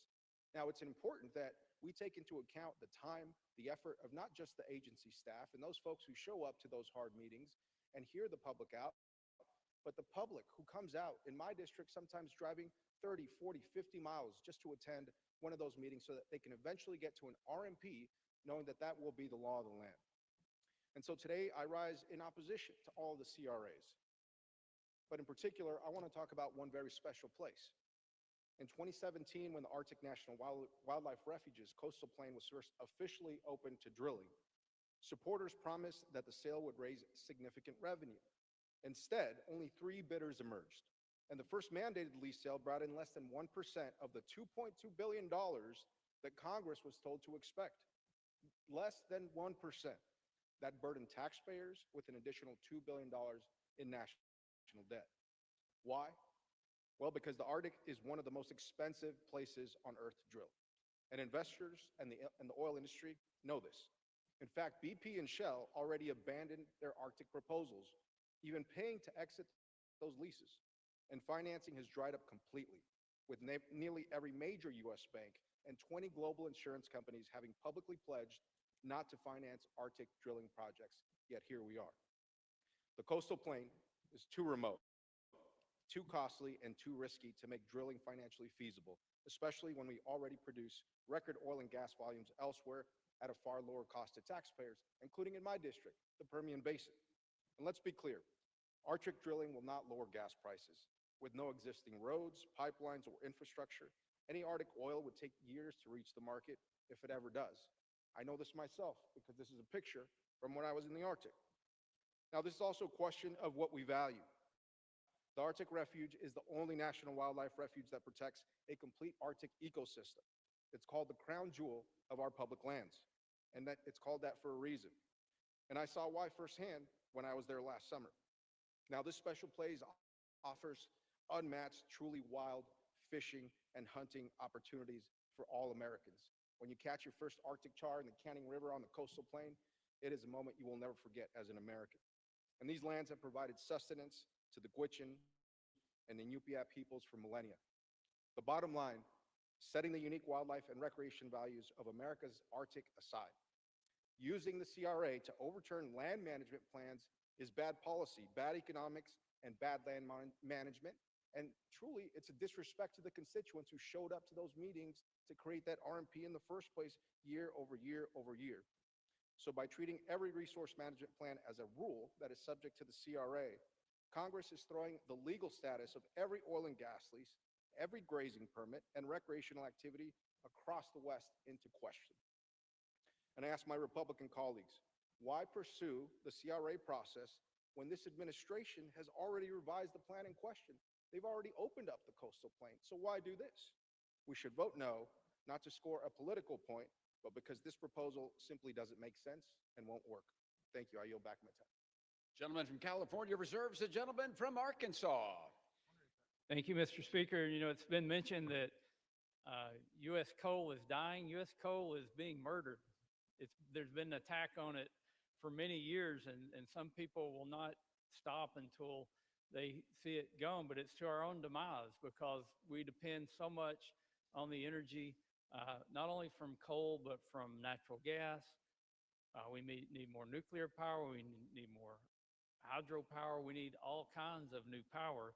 And this isn't the time to be attacking our fuel sources.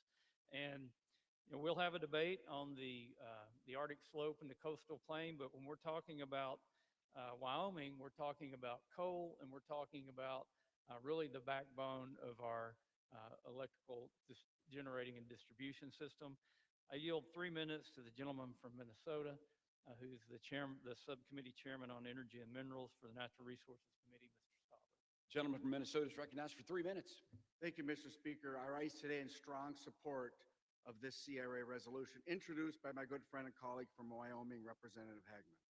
This resolution overturns the Biden administration's actions to lock up public lands in Wyoming from responsible coal development, all part of the Democrat and President Biden's agenda, which was anywhere but America, any worker but American energy agenda. Last year, I had the opportunity to join Representative Hagman on a tour across the Powder River Basin, where we visited the coal mines and met the proud men and women who have been working there for generations. While I visited one of these mines, I met a union electrician, third generation miner, who raised his hand and stated, "Please don't take our jobs away. I'm working here and my son just got hired here." The passion he had for the industry and these jobs were incredible. He and now his children work in that coal mine. That gentleman told me his family story with a lump in his throat. Like generations before him, he and now his children had access to good-paying union jobs in the coal mine across the Powder River Basin. But thanks to the Biden administration's continued war on coal, his job and his livelihood was on the line, as the mine he worked in was set to run out of coal reserves in just a few short years. Thanks to the Biden administration's resource management plan that blocked new coal leasing, the mine wouldn't be able to access additional reserves and would have to close. In doing so, the mine would have to lay off hundreds of workers and devastate the surrounding communities that depend on the coal mining industry to drive their local economies. With tears in their eyes, this electrician asked me to save his job and save his livelihood so he could continue to provide for his family and energy for America. Mr. Speaker, we have the opportunity today to do just that. By voting in favor of this CRA, we will be able to roll back the disastrous Biden administration's anti-American energy policies and keep the Powder River Basin alive. And through the CRA, we will stop future anti-American energy administrations from taking similar steps to shut down the Powder River Basin. I want to thank my colleague from Wyoming for introducing this important CRA resolution on behalf of the hardworking men and women that make up Wyoming's coal industry. I urge my colleagues to join me in voting for this resolution, and I yield back. Mr. Speaker, I have no further requests for time. I'm prepared to close and reserve the balance of my time. Gentleman from Arkansas is prepared to close and reserves the balance of his time. The gentleman from California is recognized. Thank you, Mr. Speaker. You know, it's a little bit rich to hear all of this concern about jobs and the poor electrician who's going to lose a job, and to hear all of this concern about the energy that we desperately need to meet projected demand increase. What we're really hearing across the aisle is a very selective concern about some jobs and about some types of energy, because as we're having this debate about a desperate scheme to try to prop up the dying coal industry, not just with this CRA, but with the discounted royalties, with the massive public land giveaways, with all of the other favors that have been doled out to this industry. At the same time, the Trump administration is trying in every way it can to kill off the clean energy industry, which generates far more jobs than coal. Far more people stand to lose their jobs. Far more electricians, like the one my friend was just so concerned about a moment ago, stand to lose their jobs because of this war on clean energy that my friends across the aisle are just fine with. Now, Chairman Westerman said we need all types of new energy. Well, you know, I guess we'll have a chance this week to find out if that too is just more happy talk, more hollow words, because there'll be a markup on his legislation on permitting, and Democrats have been asking for meaningful changes to this war on clean energy as the first item to have a serious negotiation and discussion about that. We'll find out, and I hope that Mr. Westerman delivers on his promise to work in good faith with Democrats and to do something about the war on clean energy. But unless and until he does, and unless and until my colleagues across the aisle stop pretending that an entire industry with far more jobs than coal and far more energy that can be brought to bear to meet rising demand at far less cost, until they stop pretending that that war on clean energy is not happening, all of this, frankly, is just political theater. Now, Mr. Speaker, to the point about the so-called viability of coal, let's just zoom in on the coal industry in the Powder River Basin, the very place that would be impacted by this CRA. On October 6th, the Bureau of Land Management held a lease sale for 167 million tons of coal on public lands on the Montana side of this specific basin. The BLM received one bid that was valued each ton of coal at 1/10 of 1 penny. The administration rejected that bid and canceled the lease sale because that abysmal price did not meet the requirements of fair market value outlined in the Mineral Leasing Act. That's the reason that the BLM came together to finalize the Buffalo Field Office RMP amendment to address decreasing demand for coal, which is both the dirtiest and the most expensive form of energy. House Republicans would give away your public lands and waters to big coal for pennies, fractions of pennies. The coin that they are phasing out as practically worthless. It's about as valuable as the coal that they're trying to subsidize. This resolution will do nothing to address skyrocketing energy bills in Wyoming or anywhere else. A conservative former Wyoming state representative recently penned an op-ed that really speaks to what's happening on the ground, and I quote, "We need responsible legislators who do not rely on wishful thinking to make long-term policy decisions. It's time to take off the aluminum foil hats filled with wishful thinking and make some real decisions based on responsible prediction," end quote. I reserve the balance of my time. The gentleman from California reserves. The gentleman from Arkansas. Mr. Speaker, I'm prepared to close and continue to reserve. The gentleman continues to reserve. The gentleman from California. Thank you, Mr. Speaker. In closing, I strongly oppose this resolution. Using the CRA to overturn this RMP and the others that we're debating this week will throw our public lands into chaos It completely sidelines the input and perspectives of local communities who spent years working with BLM on this plan. And it's another reckless attempt to prop up the fossil fuel industry and line the pockets of polluters, all at the expense of affordable energy and good-paying jobs. The Buffalo Field Office RMP allows existing coal leases to continue with reasonable safeguards to reduce emissions and protect land and water. Congress should not be overturning this plan with the sledgehammer of the CRA. I strongly urge my colleagues to vote no on the resolution, and to my Republican colleagues, I urge you to think twice about the consequences of this action and setting this chaotic precedent. I yield back. The gentleman from California yields. The gentleman from Arkansas.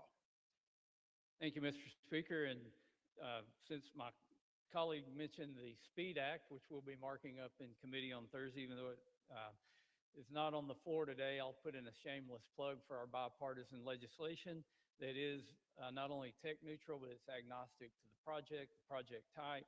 It would definitely help us produce more energy in America, and it will also help us to build things in America again, something we desperately need to do. And we'll debate that Thursday, and hopefully someday we'll be out here debating it on the floor. But as we look at this particular RMPA that is on the floor today because the Biden administration on their way out pushed something through by rule that they could never get passed into law. And a CRA, I remind you, is so that Congress can exert its legislative authority over an administrative agency or over an administration. And I would remind future administrations not to make dumb rules when you're going out the door, or somebody in Congress will be standing here, maybe on the other side of the aisle, doing a CRA to turn back the rulemaking ability that is not lawmaking, as we're instructed to do in the Constitution as the legislative branch. But in response to the actual RMPA that we're talking about, the CRA on it today, now is the time to unleash American energy. The Buffalo Field Office Resource Management Plan would not only devastate Wyoming's energy workforce, it would raise prices nationwide. We are in a competition. We're in a competition with China that certainly hasn't backed off on building coal-fired plants. Matter of fact, they're building them at a rate of about one every 2 or 3 days coming online because they know they need reliable energy, they need affordable energy, and they need that to establish their manufacturing dominance and to beat us in the race for AI.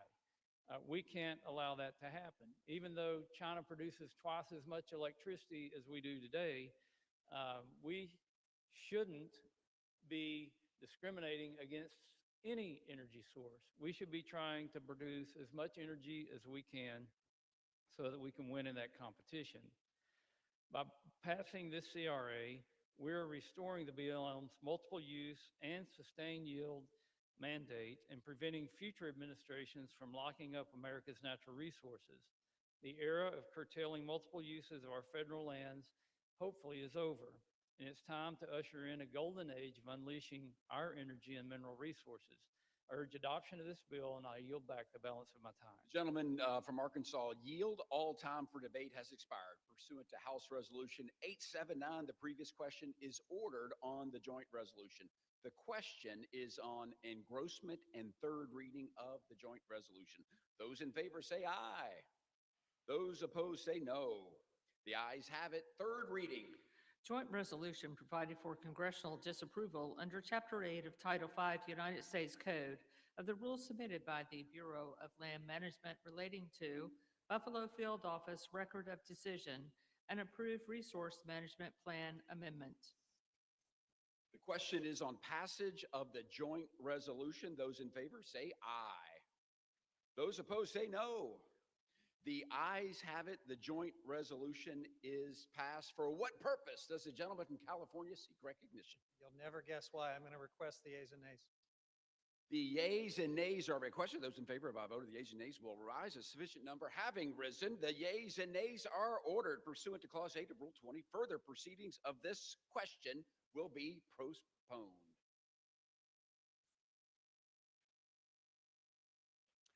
For what purpose does the gentleman from Arkansas, Mr. Westerman, seek recognition? Mr. Speaker, pursuant to House Resolution 879, I call up HJ Res 131 and ask for its immediate consideration in the House. Clerk will report the title of the joint resolution.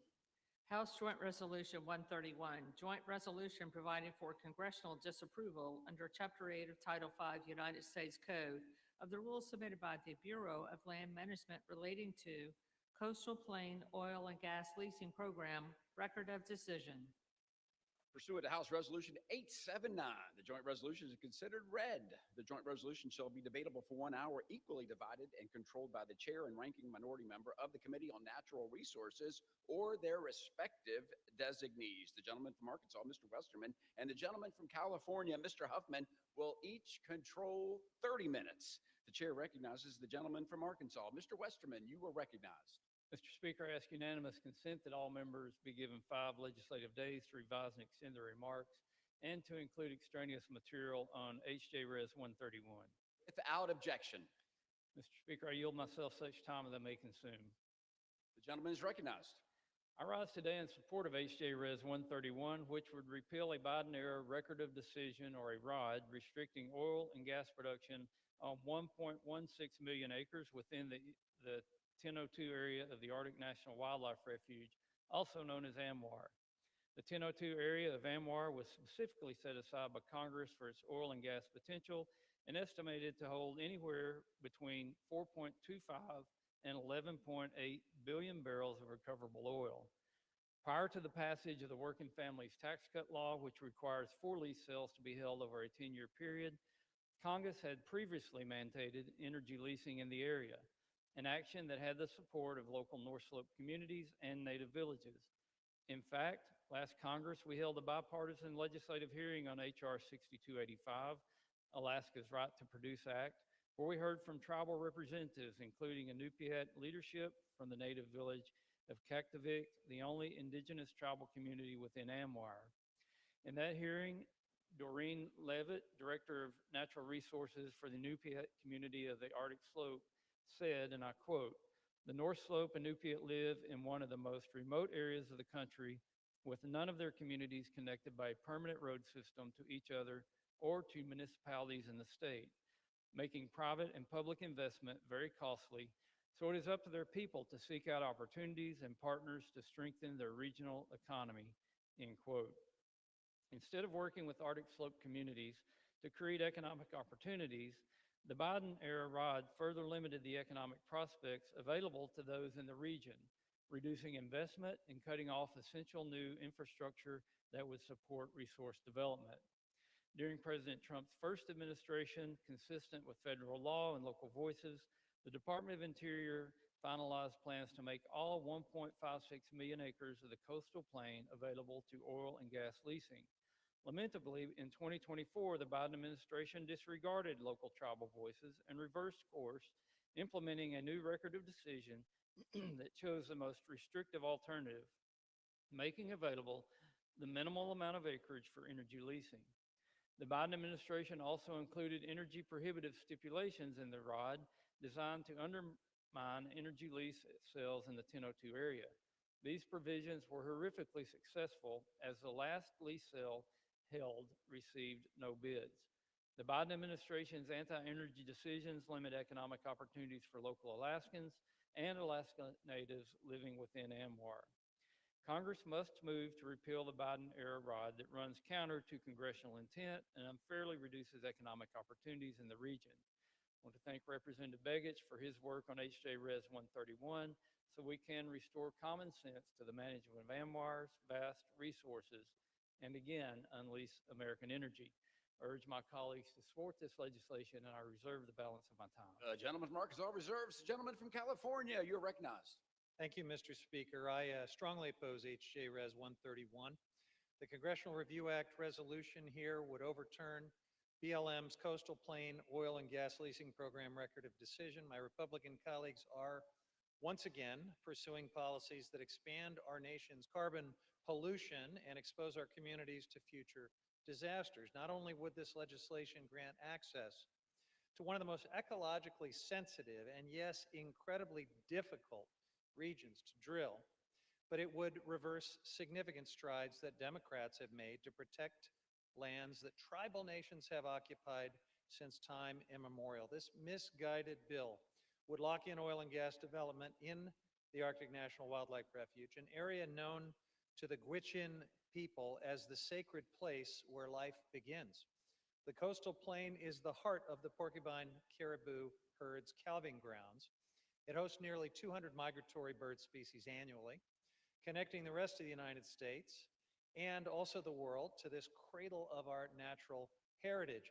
Equally vital, the 9,000 strong Gwich'in nation, whose subsistence and culture depend on the caribou herd, reside along the herd's migratory route, making any disruption not only a threat to biodiversity, but also an assault on indigenous livelihoods and traditions.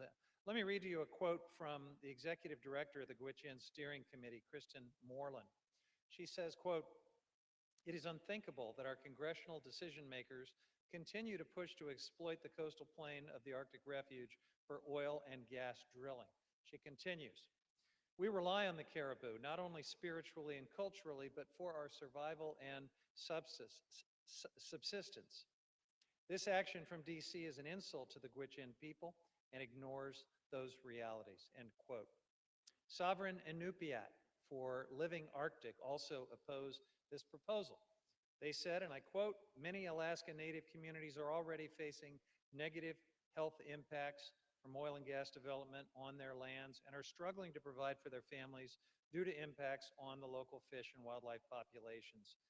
Now, Mr. Speaker, these words remind us that the climate crisis is here, it is real, and it is exacerbated by this administration's relentless push towards fossil fuels. In the Arctic, temperatures are rising 4 times faster than the global average.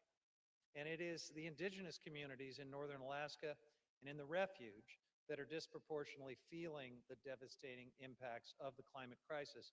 Melting permafrost and changing species migration patterns are threatening food security, cultural traditions, and their ways of life.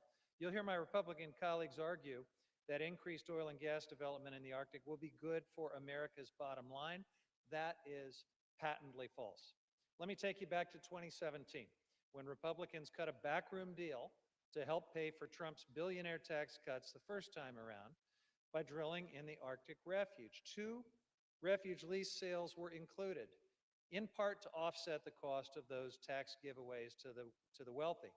Republicans in Congress and the Trump administration promised that these lease sales would bring in $1.8 billion in revenue for the federal government and the state of Alaska. Well, when the first lease sale finally took place in 2021, guess what happened? It generated less than $15 million. That is around 2% of what the CBO had estimated. In 2022, 2 of the lessees actually asked BLM to cancel and refund their leases. Separately, in 2021, 2 development companies actually paid $10 million to walk away from their legacy leases in the Arctic Refuge. That's about the only revenue we've been able to generate in this spectacularly difficult place to drill. Taxpayers for Common Sense, a nonpartisan group focused on deficit reduction, recently said that drilling in the refuge has never been a credible revenue offset, and it isn't now. They even found that new leasing in the area would only raise at most $30 million, a drop in the bucket when you consider my Republican colleagues' big, ugly bill, which will cost American taxpayers $3.4 trillion. This resolution is the latest attack from my Republican colleagues to undercut our public lands, to prop up fossil fuel polluters and the expensive energy sources that they peddle, and to leave people out of the decision-making process, all while driving up energy prices for the American people. I urge my colleagues to join me in the longstanding bipartisan support for protecting the Arctic Refuge by opposing H.J. Res. 131, and I reserve the balance of my time. The gentleman from California reserves. The gentleman from Arkansas is recognized. Mr. Speaker, I yield 4 minutes to the gentleman from Alaska, the lead sponsor of this legislation, Mr. Begich. The gentleman from Alaska is recognized for 4 minutes. Mr. Speaker, as the sole representative of Alaska in the United States House, I rise today in strong support of House Joint Resolution 131, a resolution to overturn the Biden administration's 2024 record of decision and action that severely restricted energy development on the coastal plain of Alaska's North Slope. For Alaskans, this issue is foundational economically, strategically, and culturally. The 1002 area of ANWR, the coastal plain, is the most studied piece of land in Alaska and one of the most resource-rich energy basins in North America. Congress set this area aside specifically because of its oil and gas potential, and Congress has twice mandated that it be leased for energy development. Yet, in December 2024, in the final days of the outgoing administration, the Interior Department issued a new record of decision that made only 400,000 acres available, a mere 25% of the legally designated coastal plain, effectively shutting down 1.16 million acres that Congress expressly told the department to lease. That record of decision ignored Congress. It ignored the statutory mandate in the Tax Cuts and Jobs Act, and it ignored the voices of the people who actually live on Alaska's North Slope. Thanks to a request from Alaska's delegation, the Government Accountability Office issued a legal opinion on August 25th, confirming that this 2024 record of decision is a rule under the Congressional Review Act. That opinion, printed in the Congressional Record in September, triggered the CRA window that allows Congress to act today, and Congress must act, because Alaskans have spoken clearly and they've spoken loudly. The North Slope Inupiat leadership, including the Arctic Slope Regional Corporation, the North Slope Borough, and the Inupiat community of the Arctic Slope, have consistently supported responsible development in the 1002 area of our North Slope. For decades, they have supported balanced development because they know how vital it is to sustain their communities, maintain their way of life, and fund essential public services. Oil and gas development on the North Slope provides 95% of local tax revenue, which pays for schools, clinics, utilities, public safety, and infrastructure in some of the most remote and high-cost communities in America. Without development, those services disappear. Mr. Speaker, the law is clear, the science is clear, and the economic reality is undeniable. The U.S. Geological Survey estimates the coastal plain contains 10.4 billion barrels of recoverable oil, a resource that can strengthen America's energy security at a time when geopolitical instability is rising and global energy demand is surging. President Trump recognized this on day one, issuing Executive Order 14153, unleashing Alaska's extraordinary resource potential, directing the Secretary of the Interior to restore the lawful 2020 framework. And the Bureau of Land Management is already implementing that directive, working to reinstate the 2020 record of decision and moving forward with the 4 statutorily required lease sales mandated by the American Working Families Tax Cut. But unless we disapprove of the 2024 ROD today, regulatory whiplash will continue. Investment will remain frozen, and local communities will shoulder the burden of federal indecision. House Joint Resolution 131 ends that uncertainty. It restores the legally compliant 2020 record of decision. It restores the full acreage Congress authorized for leasing, and it restores, importantly, the voice of North Slope residents in Alaska. Mr. Speaker, Alaska has the energy the world needs. America has the workforce to develop that energy responsibly.